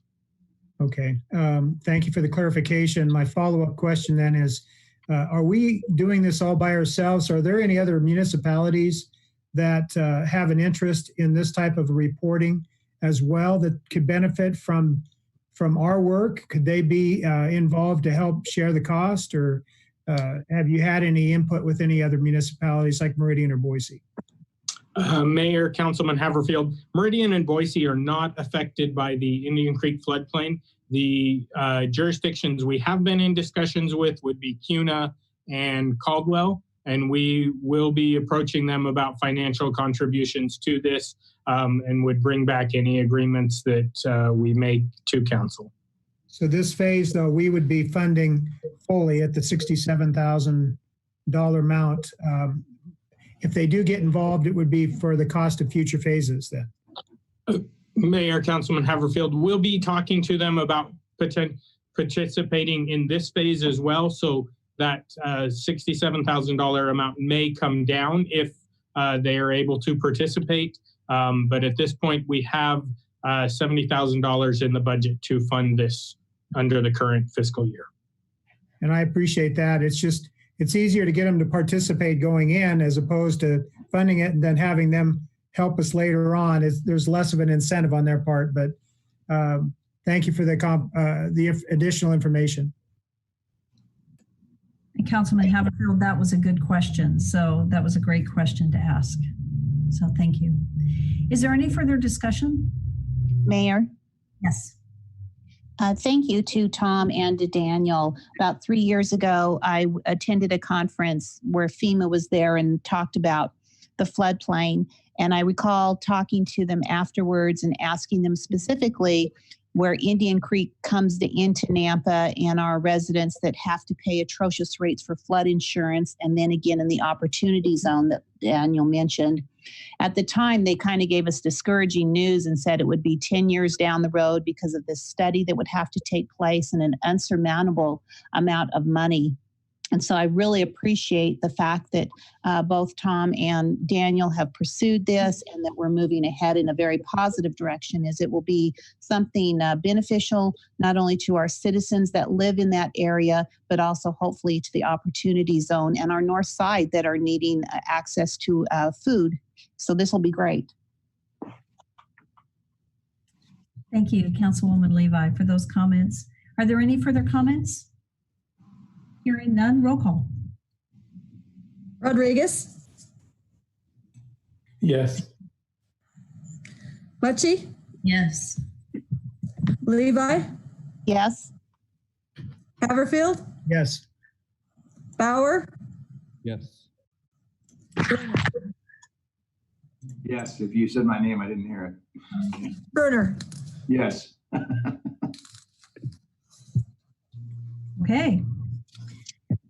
So moving on to action item number 5.5 on the agenda. This is to authorize city staff to submit fiscal year 2020 Build Planning Transportation Grant application for the Canyon County Integrated Corridor Management System Project. Tom, are you reporting on that? We got Jeff Barnes on this one. Jeff, are you there? I am. Good evening, Mayor, City Council. Good evening. We have we've worked hard. We've been successful at going after grants, state level and some federal grants. Statewide, that's becoming more competitive as the transportation needs are coming to light in the different cities and jurisdictions in Idaho. So we are desiring to go after what's called a BUILD grant. These are larger federal grants that require regional partnerships in order to secure the dollars, and they're very competitive also. This is our first run at this one. We want to submit for the intelligent transportation system for the city. The city has 70 signals now. Not sure if you realize that. This is a snapshot. You see the signals citywide. The area in red is phase 1 of the ITS, which includes a traffic management center and emergency management center at the Nampa Police Station. And Jeff, we're not seeing those. Are you sharing your screen? I'm going to share mine right now, Mayor. Okay, thank you. I must not hit. Sorry, my bad. I think this is what you're talking about, Jeff. Yeah, sorry. Yeah, so this shows the signals citywide, and I said there's 70 signals. The red is the Garrity corridor, which is phase 1 of the ITS system, and you see there where the arrow is at. That is the Nampa Police Station. We want it on the 3rd floor there to have a combined traffic management center and then our traffic management center. So anyway, this is the planning portion of the BUILD grant. If you could scroll up one sheet, we want to submit this in the coming month. If you see the list of other projects that we've gotten in the last 5 years, we rely heavily on grants, and this is just kind of a next level for us to go after additional dollars. I would want to add that the BUILD grant is something that the federal government might be putting dollars toward with the recovery that's going to be taking place. So it's good that we're getting comfortable with it and understanding how to compete for it. So with that, I'll stand for any questions. And Jeff, I appreciate your work in going after these grants. It's extremely important to our community. So, are there any other comments?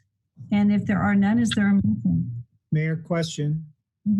Is this a matching grant? Is there a cost associated that the city needs to bear on this, or is it 100% from them to us? Yeah, Councilman Haverfield. So this is the planning portion of the grant.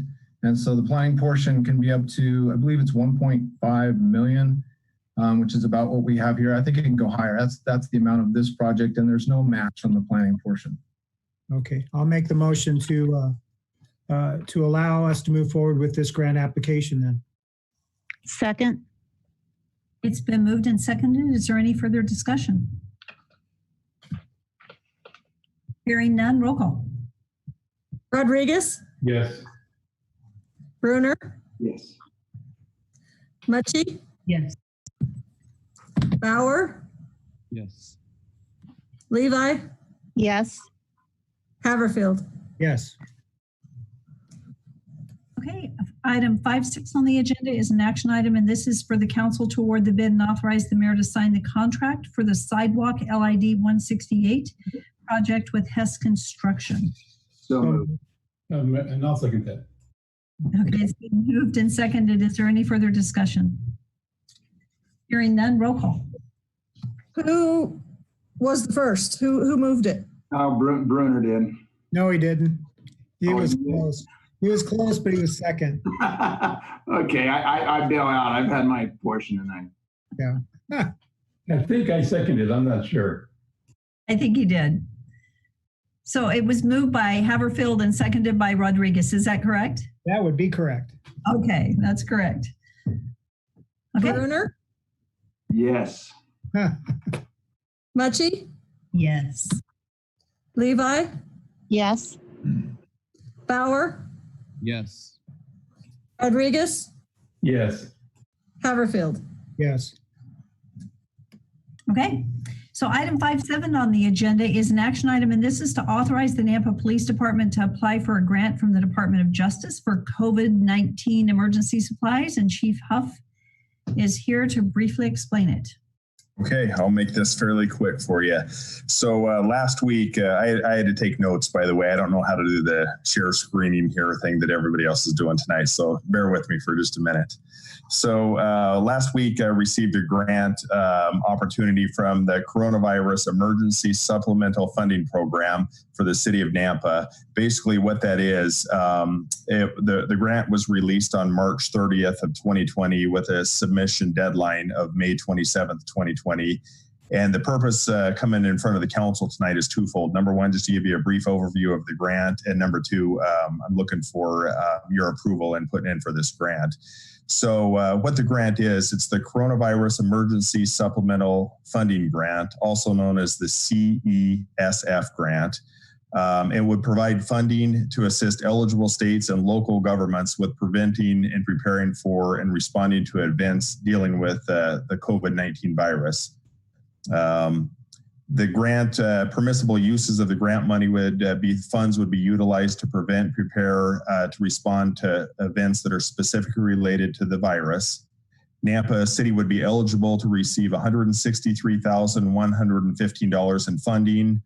There is no match to the grant, or for the funding, I mean.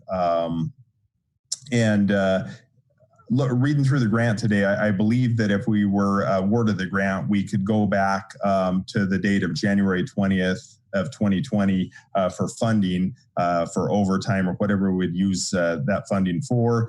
The grant would be projects that would be allowed under the grant wouldn't be limited to, but you could use it for overtime equipment that would include law enforcement and medical personnel for protective equipment and supplies, travel and training related to the virus, and also hiring new people. What the police department would use would be for equipment, specifically personal protective equipment and supplies related to this.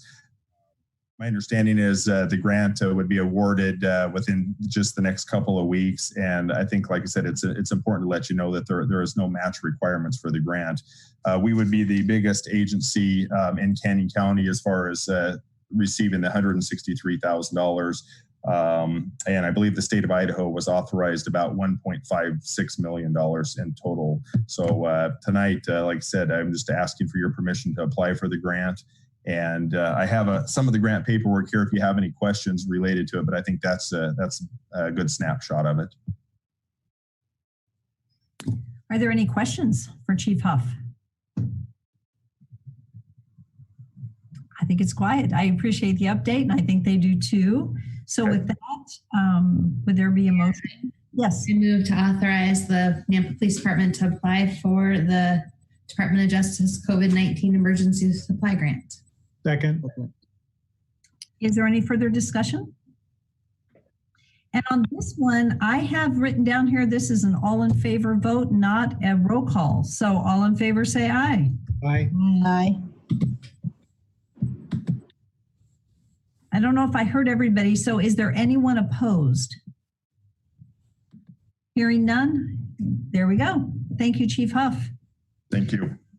Item 5.8 is a request for a 6-month extension for City Council approval of a variance that's a required 14,000 square foot lot for construction of a fourplex in a 2-family residential zoning district at 111 East Iowa Street on a 12,000 square foot lot after a right-of-way dedication. This is for Anthony Sparks. So this is a request for a 6-month extension.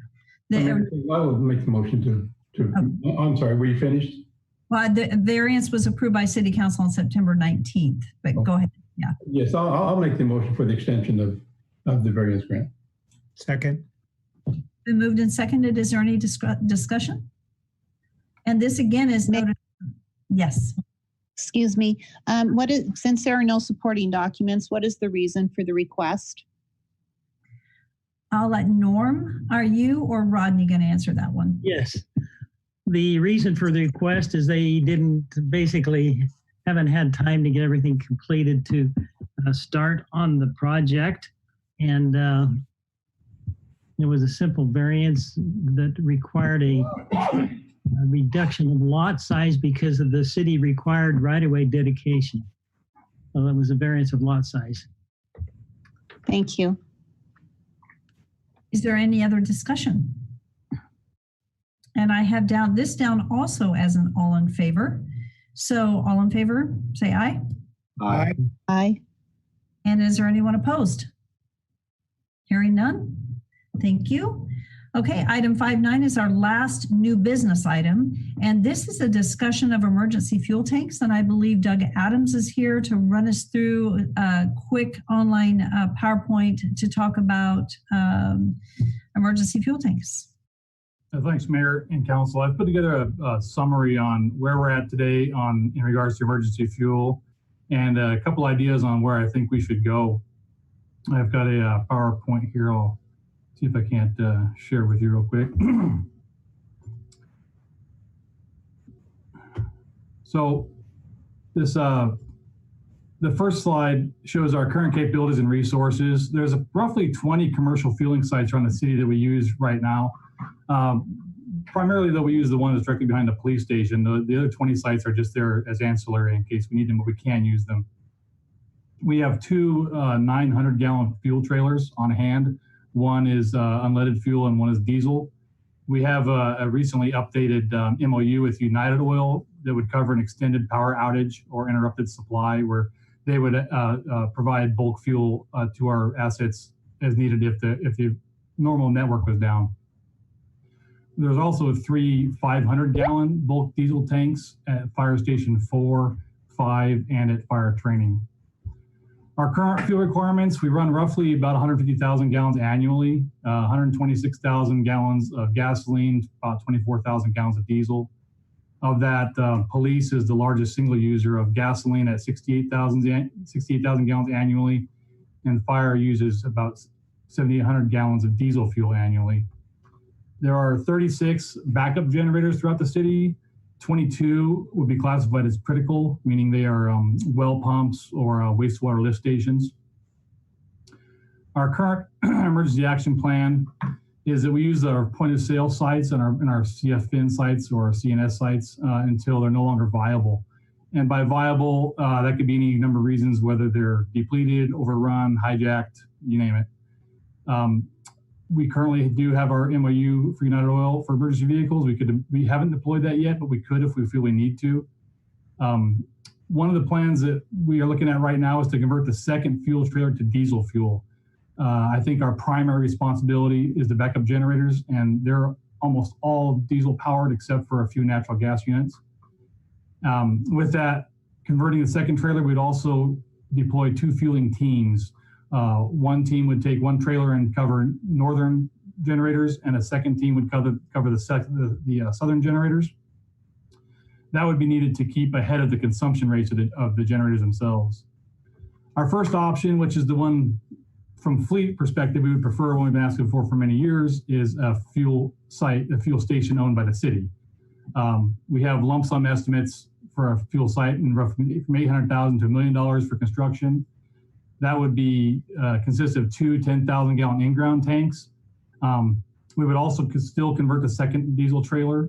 That way we have the deployable units for the generators.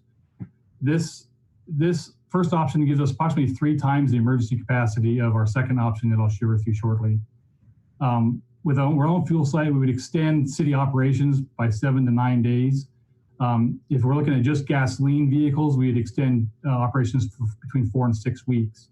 I know it sounds kind of like a blanket statement, but there's so many variables on what that means, city operations. For example, we wouldn't need to worry about the backup generators at all if we don't lose power. So that's the type of thing that the type of variables we have in emergency reaction is what are we looking at? A city-owned site, we'd save roughly 40 cents per gallon, and it would eventually pay for itself. It's a pretty long ROI, but it would in time pay for itself. The second option, which is what I think council is probably more interested in, is strictly an emergency response option. This would be 2 above ground skid tanks.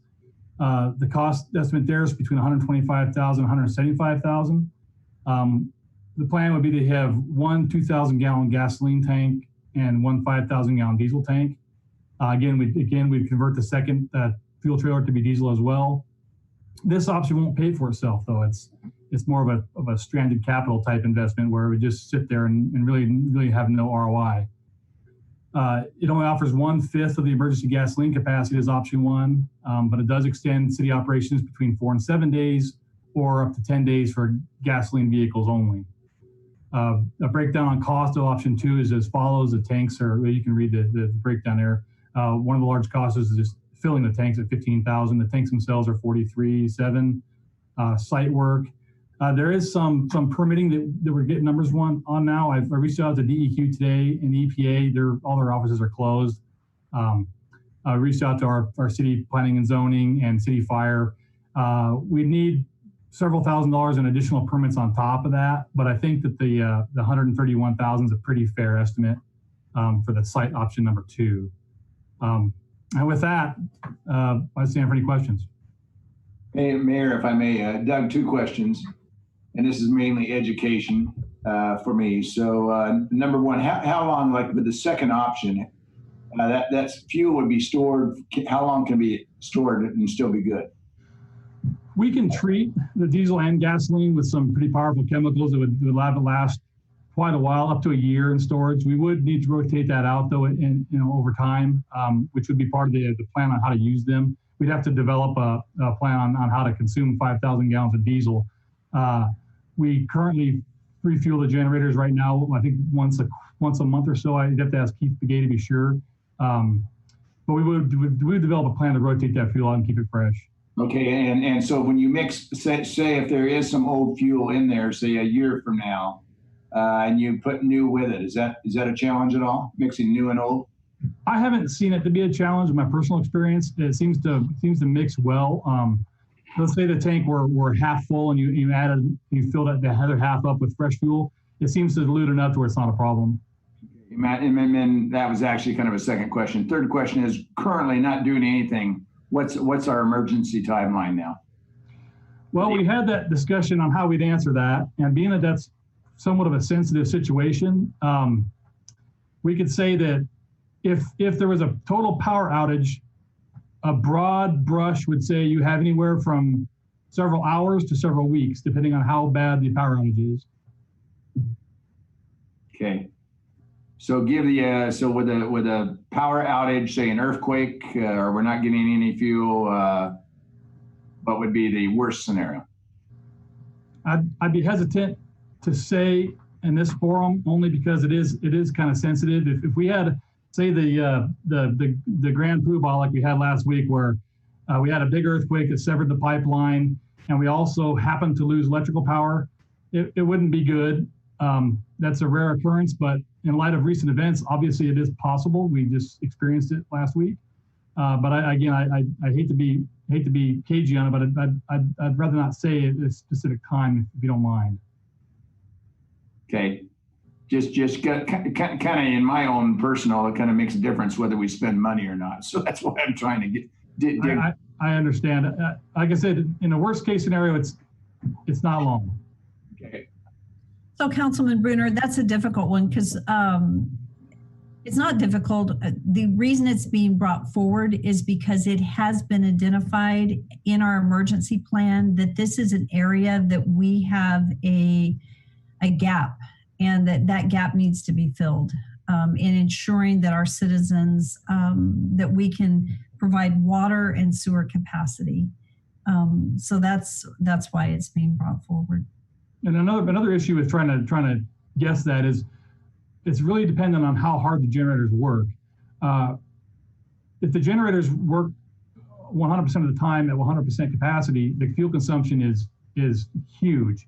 A more realistic scenario is a handful of generators would work 50% of the time at 50% capacity. So it's really difficult to pin that down on how much consumption each generator could have. One thing that, Doug, and I so appreciate your presentation and bringing it forward. what would be the advantage or disadvantage of going with two 5,000 gallon tanks rather than a 2,000? Because I was thinking the cost isn't that much more to go ahead and go up to 5,000, even if you don't fill it at 5. Is there? No. It was just a cost issue. We're trying to keep the cost as minimal as possible, but while still filling the void, so to speak. We could certainly have two 5,000 gallon tanks, and I imagine we would have the room for them. The exact breakdown is, I think that the cost difference between the two tanks is about $7,000, if I remember right. I'd have to look it up for sure. Between a 2,000 and a 5,000 gallon. Yeah, my thought is, my recommendation, I would spend the extra 7,000 and have two 5,000 gallon tanks, and then you could decide where to go from there. Just thought, but wouldn't there be some savings? Because if you used out of those tanks, I would assume that you would be buying that fuel in bulk, which is less than filling at a gas station, to where we could actually use those if we wanted to keep that fuel fresh. And wouldn't there be a savings on our fuel price if we did that? There would be a savings on the fuel that's in those tanks. There would be, yeah, you could amortize that out to the users as well, as to who's actually filling their vehicles. They could adjust their budgets accordingly. Sure. Mm-hmm. Right.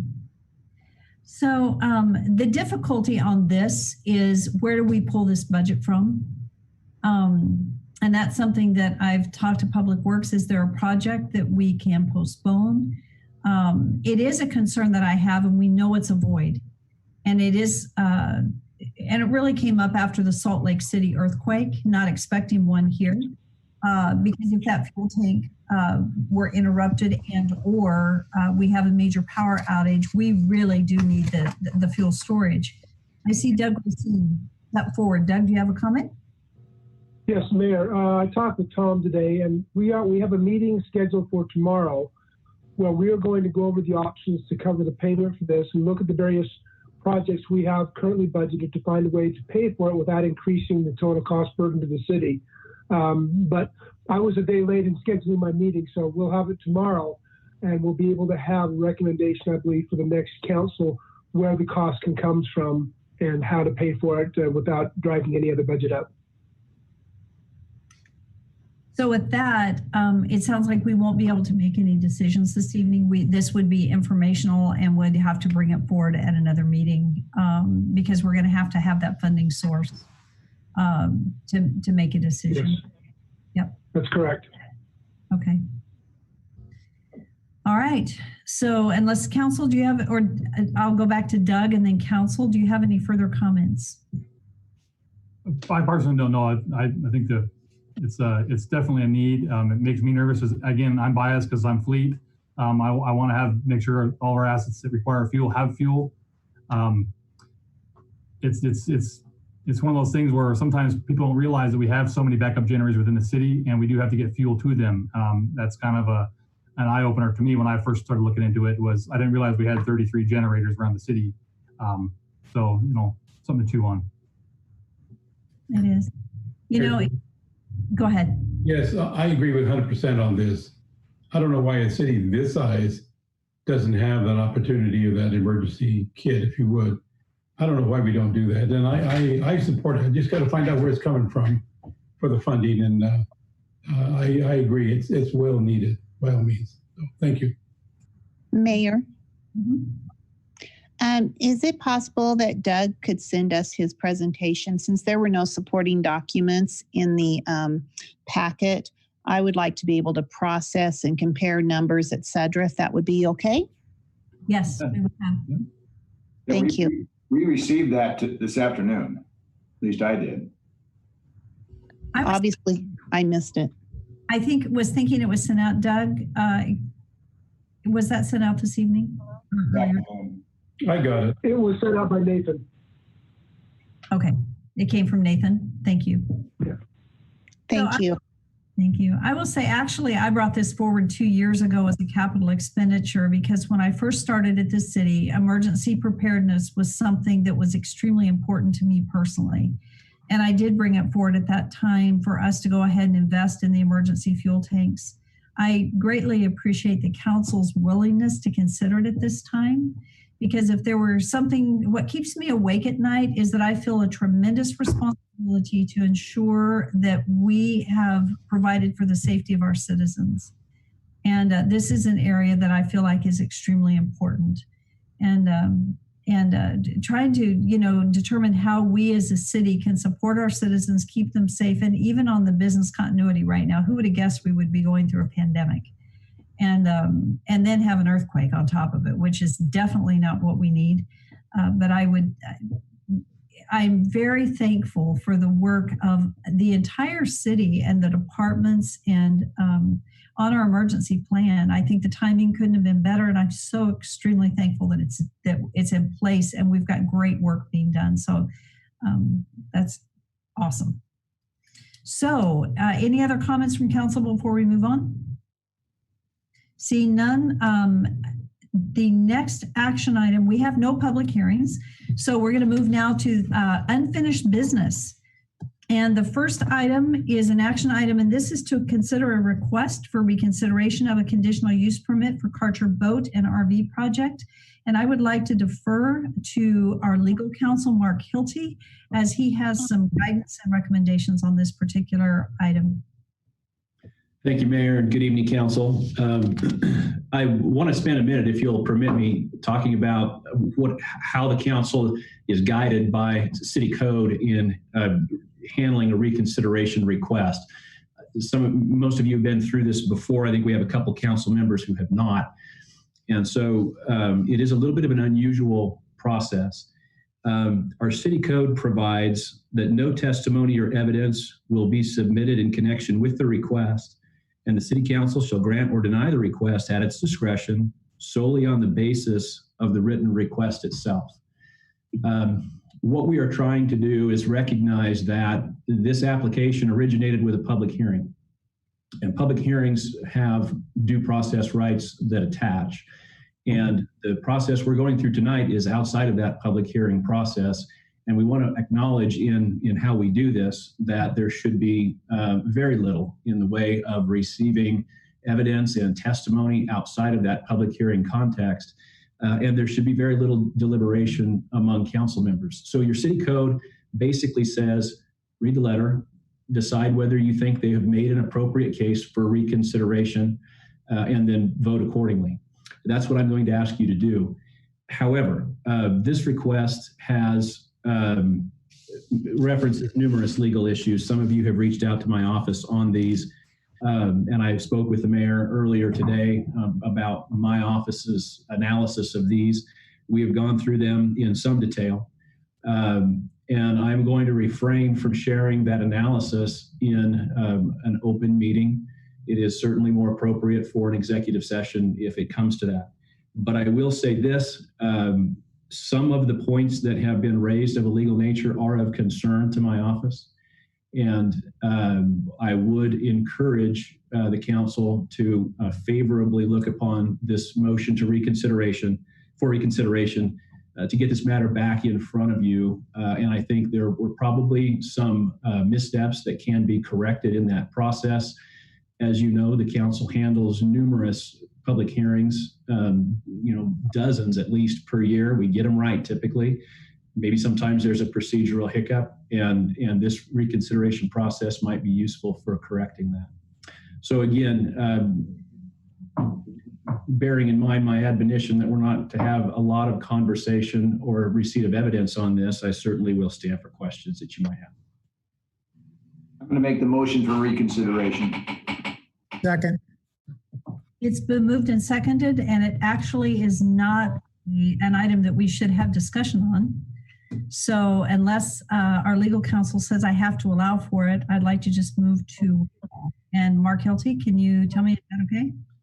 Mayor, I would want to allow the council members to ask questions about the procedure that I shared. I think that's appropriate. But really in terms of the merits of this application, the underlying facts, what went down at the prior hearing, those are all things that should be saved for the reconsideration. If those issues are of concern and you've got questions, save them.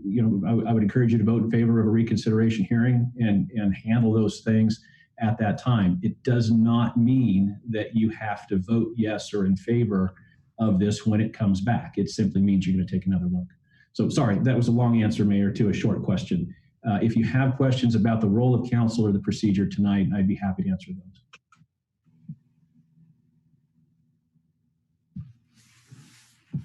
Okay. So hearing none, we have a motion to move forward to approve the request for reconsideration, and we have a second. I've heard no questions come forward, no discussion. Roll call. Rodriguez?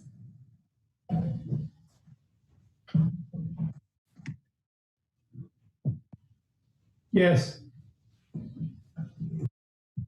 Mucci? Yes. Levi? Yes. Bauer? Yes. Haverfield? Yes. Bruner? Yes. Okay. So item 7.2 on the agenda is an action item, and this is to authorize the staff to move forward with the signal or roundabout design at Midland Boulevard and Lake Lowell Avenue intersection. And so I'm going to let, I'm not sure who is going to speak to this evening. This one is Jeff, Mayor. It's Jeff, okay. Yep. And is Jeff going to go through his PowerPoint? I am. Okay. All right. Thank you, Mayor, City Council. We are revisiting the design authorization for the Midland and Lake Lowell tonight with council on February 18th. It was heard the first time and a signal was chosen on at that meeting. And then, so we're just, I put together some pros and cons of the signal and the roundabout at this intersection. And I'll go through the aerial of the vicinity around where the intersection is. Hopefully, not only will this be beneficial for this intersection, but some of the other roundabouts that we have going on in the city will be helpful in some of those decisions that we have moving forward. Just a little bit of background. Is that coming up? Well, this is not your PowerPoint. This is. I know, okay. You guys scroll down a little, Jeff. You're almost there. Okay, no, I want to stay here just for just a brief minute. So a little bit of background. We started the impact fee program in March. That was approved. And so it really launched several intersections, including this one. We focused on public outreach. There was some history with this intersection. And so we had an open house at the beginning of the year. We had over 100 people show up. We had really good feedback there. And then we looked at both a roundabout and a signal at this location. Excuse me, Jeff. Yes, sir. Could you make that bigger font, please? Is there a way to enlarge it? Yeah, I can't see it on my screen, so I'm working on it. Can you help someone? Oh, okay, all right. Well, okay, disregard, just go for it.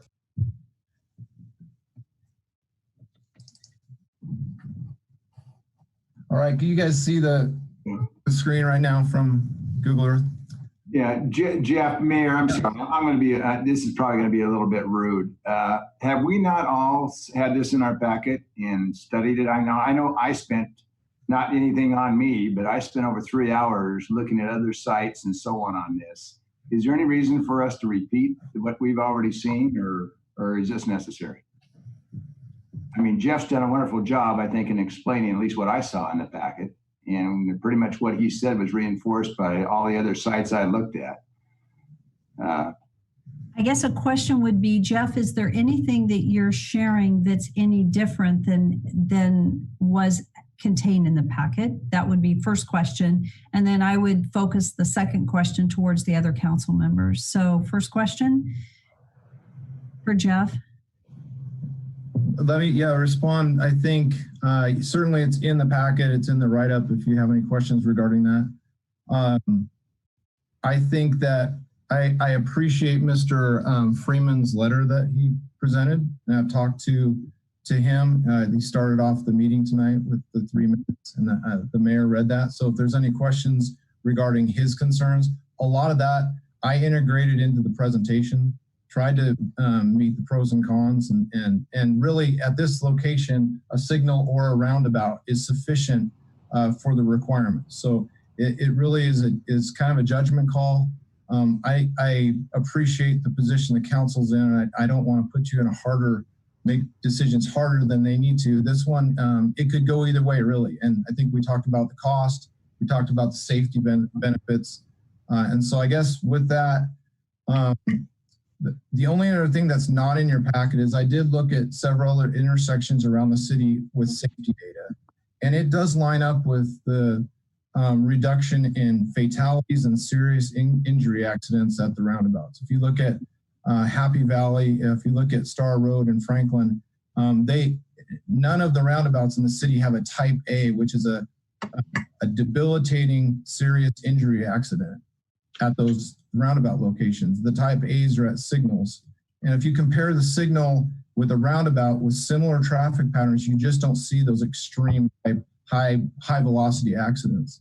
But you do see a similar number of accidents at both locations. Just roundabouts have the less severe type. So I guess with that, I'll stand for any questions. Yeah, let Mayor, if I may, my main two concerns, and one of them goes back to when we had this discussion before, and I was one of the council persons that asked for this to come back forward on the agenda.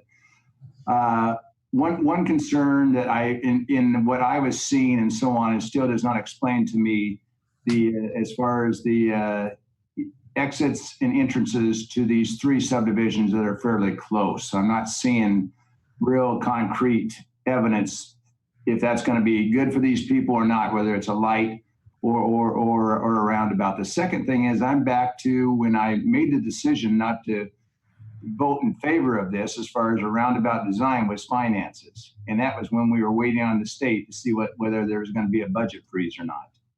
Now I'm still concerned with the finances as far as with this virus. And I know, and I hate to put anything off. I like to move. And I will say that I am in favor of the roundabout, but I'm having trouble with an extra $500,000, even though it will help pay for itself over time, to spend this money with the unknown and where we're going to lie here in a few months. So I guess I'm in favor of putting this off, whether it's going to be a design for a roundabout or a light until we know more about our finances. Maybe Doug can speak to that further. I don't know. But anyway, that's my 2 cents worth. Mayor Kling?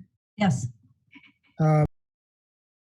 Made my thoughts pretty well known that I am not in favor of a roundabout in this location for the pedestrian concerns that I have as far as for crossover. I did quite a bit of research. I tried to prepare that so that the council would have benefit of the time that I spent on it. But I would like to read into the record tonight, since I can't put it on an overhead projector, but you can see that I got an email. This is from Clark Hansen.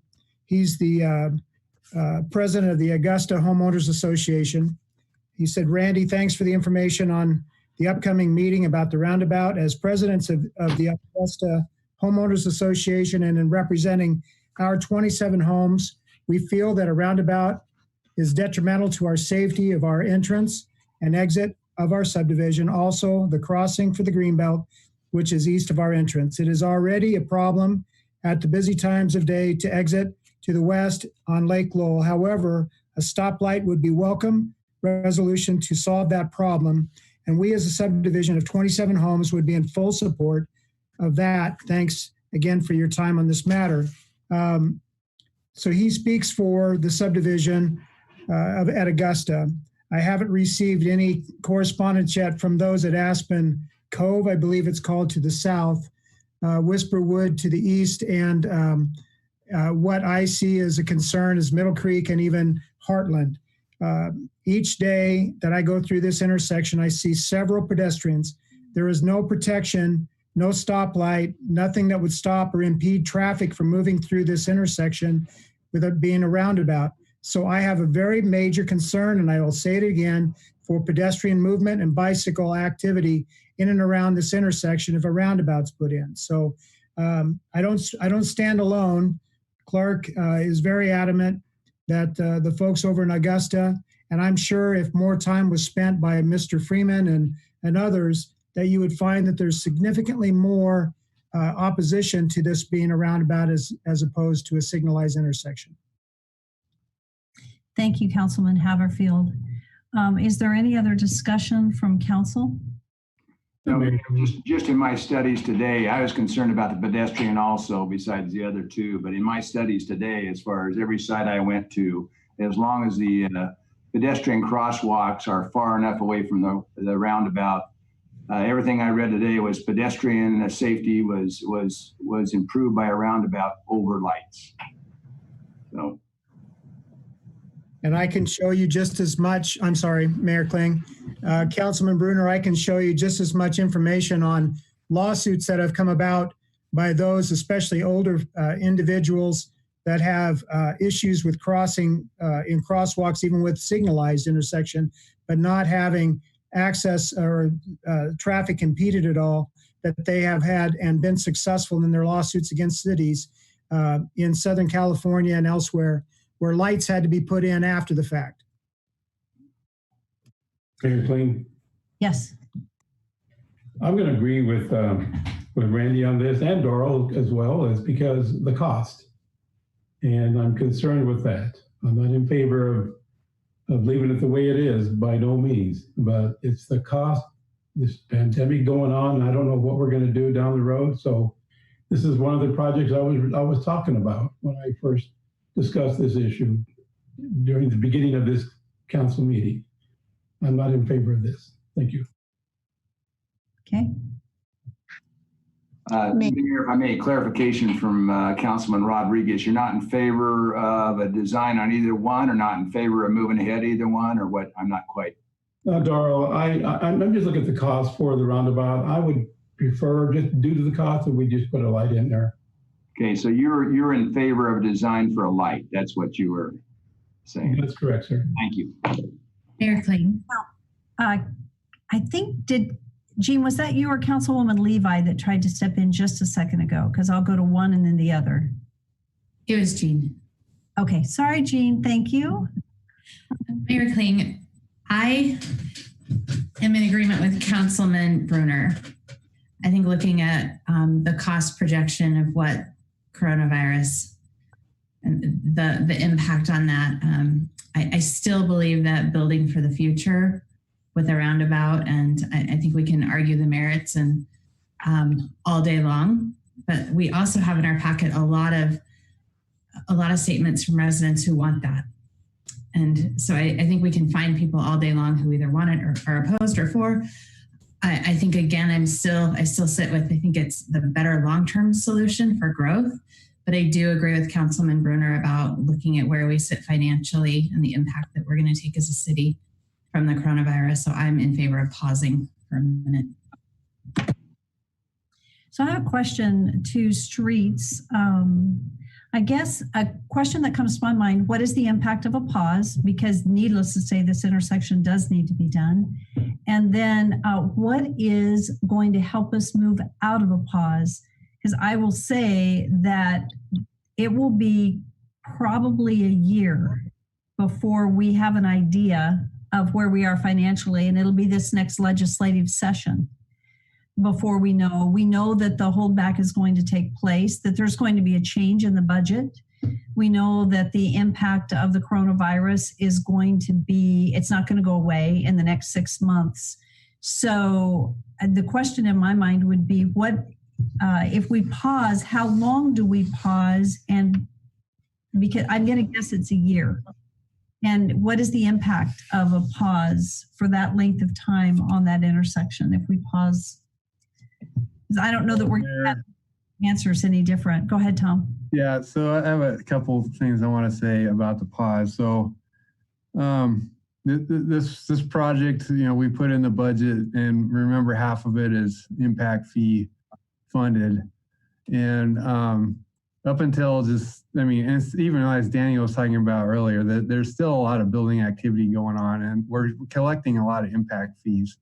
So if we stop our projects, our fund balance and impact fees is gonna go up. It's gonna keep going up, at least in the interim. So this is, we recommend to keep, no matter if you decide a roundabout or signal, we'd like to do the project just because, we're projecting that if we don't keep up with some of these impact fee projects, we're gonna fall behind when the economy does pick back up. We're not anticipating a real long reset dip, but there could be some. And so that's one point I'd like to make. The other one is that in times like this where there's uncertain economic times, one thing that helps stimulate an economy through it is if we have construction projects and we're awarding projects that people can go work on and they have jobs to go do. So, a lot of these projects that are like Hawkeye, for example, earlier, that's a local contractor with local construction people that live in this area. So those are important things to remember. We're trying to through these uncertain times provide some certainty and some projects for people to work on and provide the jobs. Thank you, Tom. To the council, this is a tough decision. What I love about our team here is that we all want to make the right decision. And it's a difficult decision that we're facing because there's a little bit different feelings between a roundabout and a traffic light. So it is not an easy decision.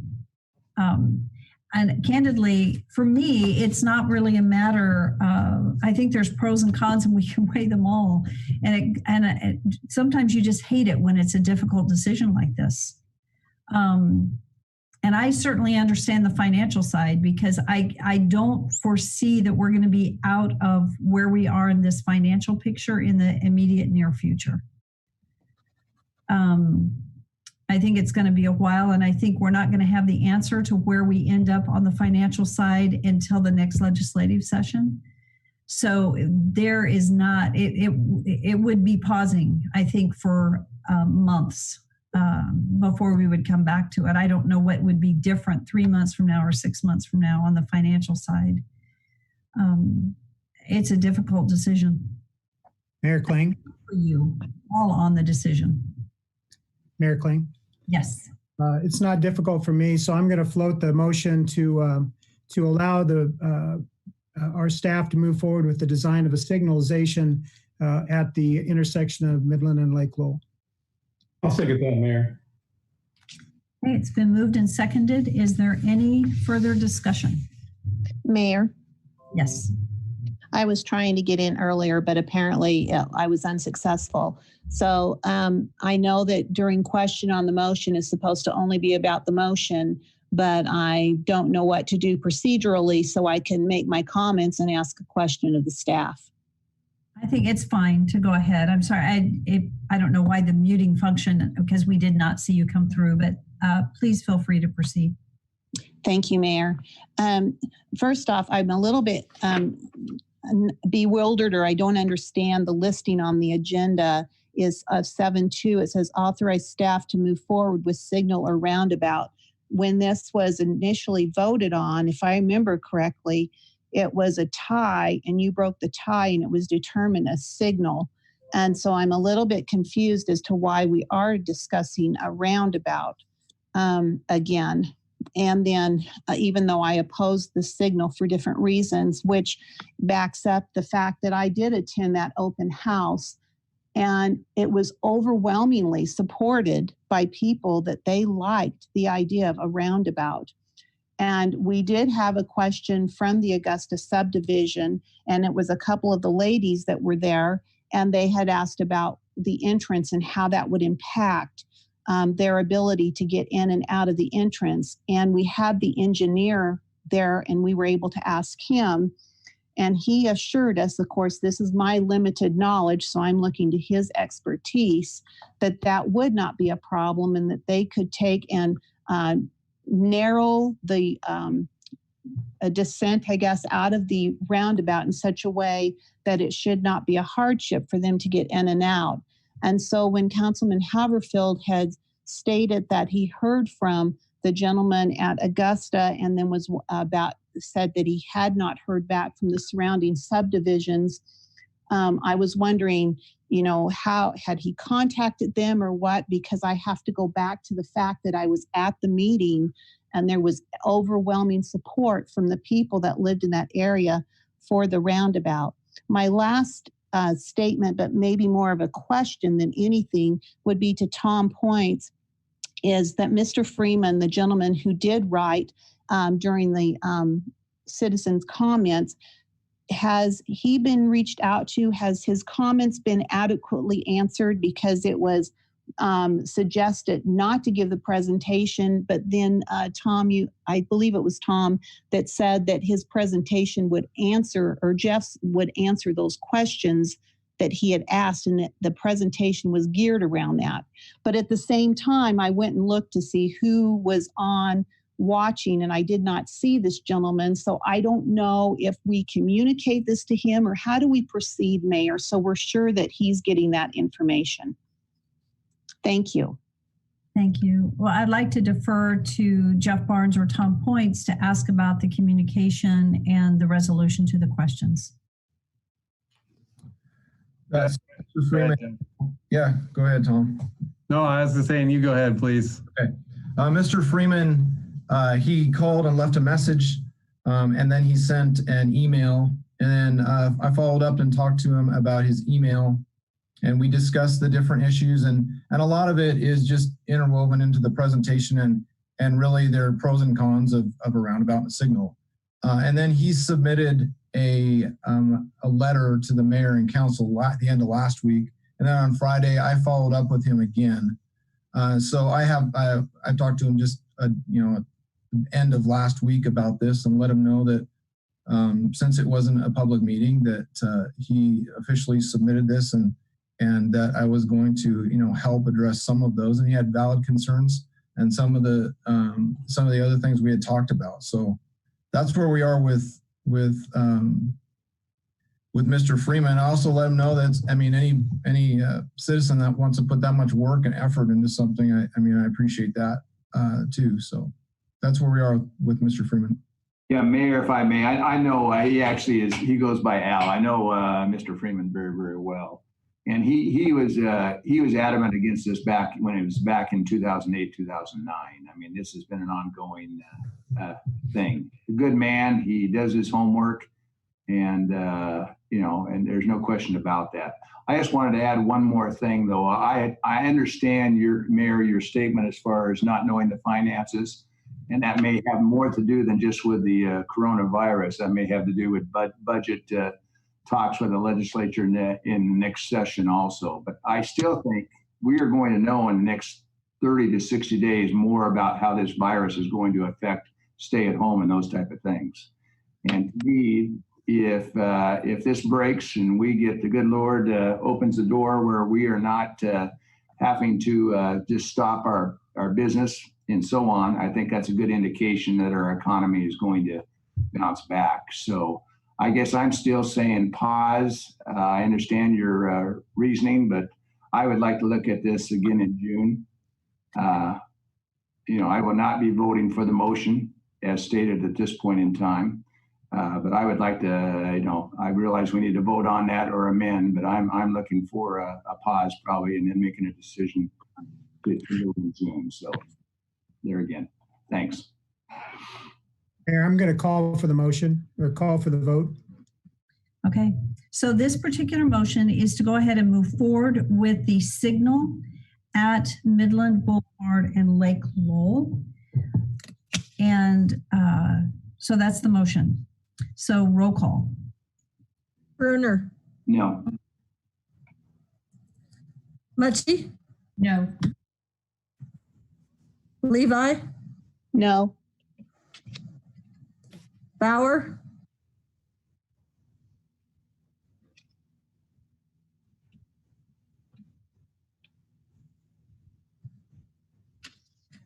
No.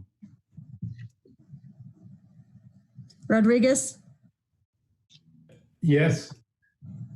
Haverfield. Yes. Mayor Kling? Yes. I would ask then that before this goes before us or comes before us again, that there is truly a public hearing, that that those in and around this intersection have another opportunity to come forward and speak. When Councilman Levi spoke about overwhelming support, the documents don't state that. It basically, what was provided to us was about a 50-50 split vote during that town hall meeting. Slightly more for the roundabout because it's kind of new and unique. But the people that live around that that intersection, which Victor and I do, have major concerns about our neighbors. So I would respectfully request that this go as a public hearing item then if it's going to be brought up again in June. Okay. Thank you for your comments, and we'll make note of those. So that concludes 7.2. And we'll come back and revisit what we do at that intersection. And so let's move on to 7.3. Thank you. Thank you. So item 7.3 is an action item, and this is just the resolution for adoption of the 2040 comprehensive plan as a follow-up. And it's my understanding that we don't need to read the resolution. And so I would stand for a motion to adopt the comprehensive plan as a follow-up to our prior presentation of that. So moved. Second. It's been seconded. Is there any discussion? Roll call. Rodriguez, Yes. Levi, Yes. Haverfield, Yes. Bauer, Yes. Mucci, Yes. Bruner. Yes. Last three items are action items. They are all the first reading of an ordinance, and for all three, it is requested to pass under suspension of rules. So I'll just say that one time. And action item 7.4 is the first reading of an ordinance for annexation and zoning to light industrial at 2923 Port Street. And this is for Hahn Contractors, Jeff Hahn, and I'll let Debbie read it. An ordinance determining that certain lands commonly known as 2923 Port Street comprising approximately 4.99 acres more or less lay contiguous to the city limits of the city of Nampa, Canyon County, Idaho, and that said land should be annexed into the city of Nampa, Idaho as part of the IL zone, declaring said lands by proper legal description as described below to be part of the city of Nampa, Canyon County, Idaho, and directing the city engineer and planning and zoning director to add said property the official maps of the city of Nampa, Idaho, repealing all ordinances, resolutions, orders, and parts thereof in conflict herewith, providing an effective date, and directing the clerk of the city of Nampa to file a certified copy of the ordinance and the map of the area to be annexed with Canyon County, state of Idaho, and the Idaho State Tax Commission pursuant to Idaho Code, section 63-215. Mayor Kling, I'll make the motion under the suspension of rules pass. Thank you. Is there a second? Second. We moved and seconded. Is there any discussion? Roll call. Bruner, Yes. Mucci, Yes. Levi, Yes. Bauer, Yes. Haverfield, Yes. Rodriguez. Yes. Item 7.5 is an action item, and this is the first reading of ordinance for vacation of right-of-way and utility easement in an RS6 single-family residential zoning district at 1400 West Roosevelt Avenue. And this is for Katie Deal and Lance Warnick.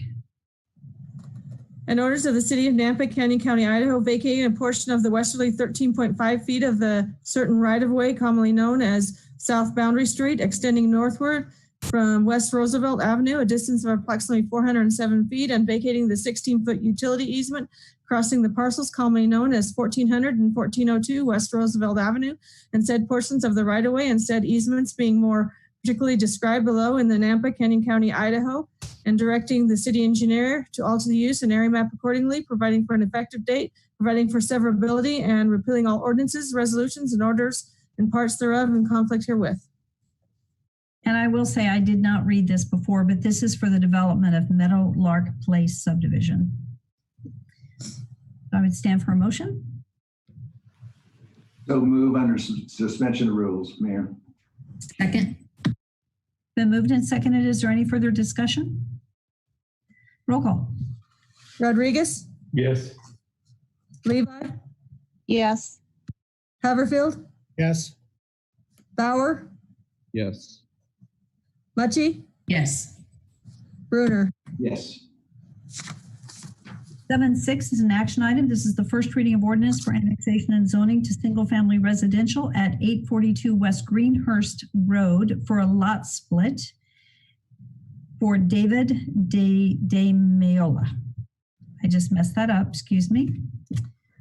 An ordinance determining that certain lands commonly known as 842 West Greenhurst Road comprising approximately 3 acres, more or less, lay contiguous to the city limits of the city of Nampa, county of Canyon, state of Idaho, and that said land should be annexed into the city of Nampa as part of the RS6 zone, declaring said lands by proper legal description as described below, be part of the city of Nampa, Canyon County, Idaho, directing the city engineer and planning and zoning director to add said property, the official maps of the city of Nampa, Idaho, repealing all ordinances, resolutions, orders, and parts thereof in conflict herewith, providing an effective date, and directing the clerk of the city of Nampa to file a certified copy of the ordinance and the map of the area to be annexed with Canyon County, state of Idaho, and the Idaho State Tax Commission pursuant to Idaho Code Section 63215. And I would stand for a motion. Mayor Kling, I'll make the motion to pass the preceding ordinance as read under suspension of rules. Second. Been moved and seconded. Is there any further discussion? Roll call. Rodriguez, Yes. Bruner, Yes. Levi, Yes. Bauer, Yes. Mucci, Yes. Haverfield. Yes. So that concludes our unfinished business. The next section of the agenda are pending ordinances, which are just waiting for supporting documentation, and there is no executive session. And before we adjourn the meeting, I would like to just let our council know, first of all, I'll say to our team and the employees, thank you for your excellent work. And then I'd like to say to the council, I miss seeing you all. Thank you for your work and your dedication and commitment to our community. I think our city is extremely fortunate to have the team that serves them because you really care about our community and making wise decisions. And I just want to say thank you. Thank you for all you do. Thank you for your service. It is greatly appreciated. And anyway, I value each of you and look forward to when we get to reconvene at a meeting and we can actually see one another. So Thank you, Mayor. Thank you for all your hard work. Yeah, and your leadership. Appreciate it very much. Thanks. I appreciate that we together can be making these decisions, and I have greatly valued that. I think we are. It's unique to have a council that we can disagree, we can converse on issues, but we still come together with a mutual respect because we all have that same goal in mind, which is taking good care of our citizens. And I've appreciated the fact that even in the big decisions within our city, I've been able to come to the council and we can make them collectively. And you've been so responsive too to when there is a need to come together. And so I just want to say thank you. Mayor Kling, I believe our city is in good hands. So thank you and the staff and my fellow council. Thank you. We're doing good. Keep it up. Yep, we have good staff too, which is awesome. We have a lot to be thankful for in a very difficult time. Right now, it's looking for how do we walk out of this well? And we need to be looking toward recovery. How do we just reignite our economy? I am so thankful for all the volunteers and the workers, but our healthcare providers. And I tell you, the impact of this on our healthcare systems is significant, both in workload to some and then the financial side too. So we need to keep them in prayer and our entire community. And I trust that we can stop this virus. Mayor, I want to give a kudos to our fellow councilwoman, Jean Mucci and Sandy. They're both out there working hard as they can, and God bless you too. It's just so, I'm honored to be working with them. Be safe and be well, everyone. God bless. Yes. Thank you all. Good night. Good night. Oh, did we have a motion for adjournment? I forgot. Would someone have like- So moved. Second. Okay, all in favor? Aye. Aye, there we go.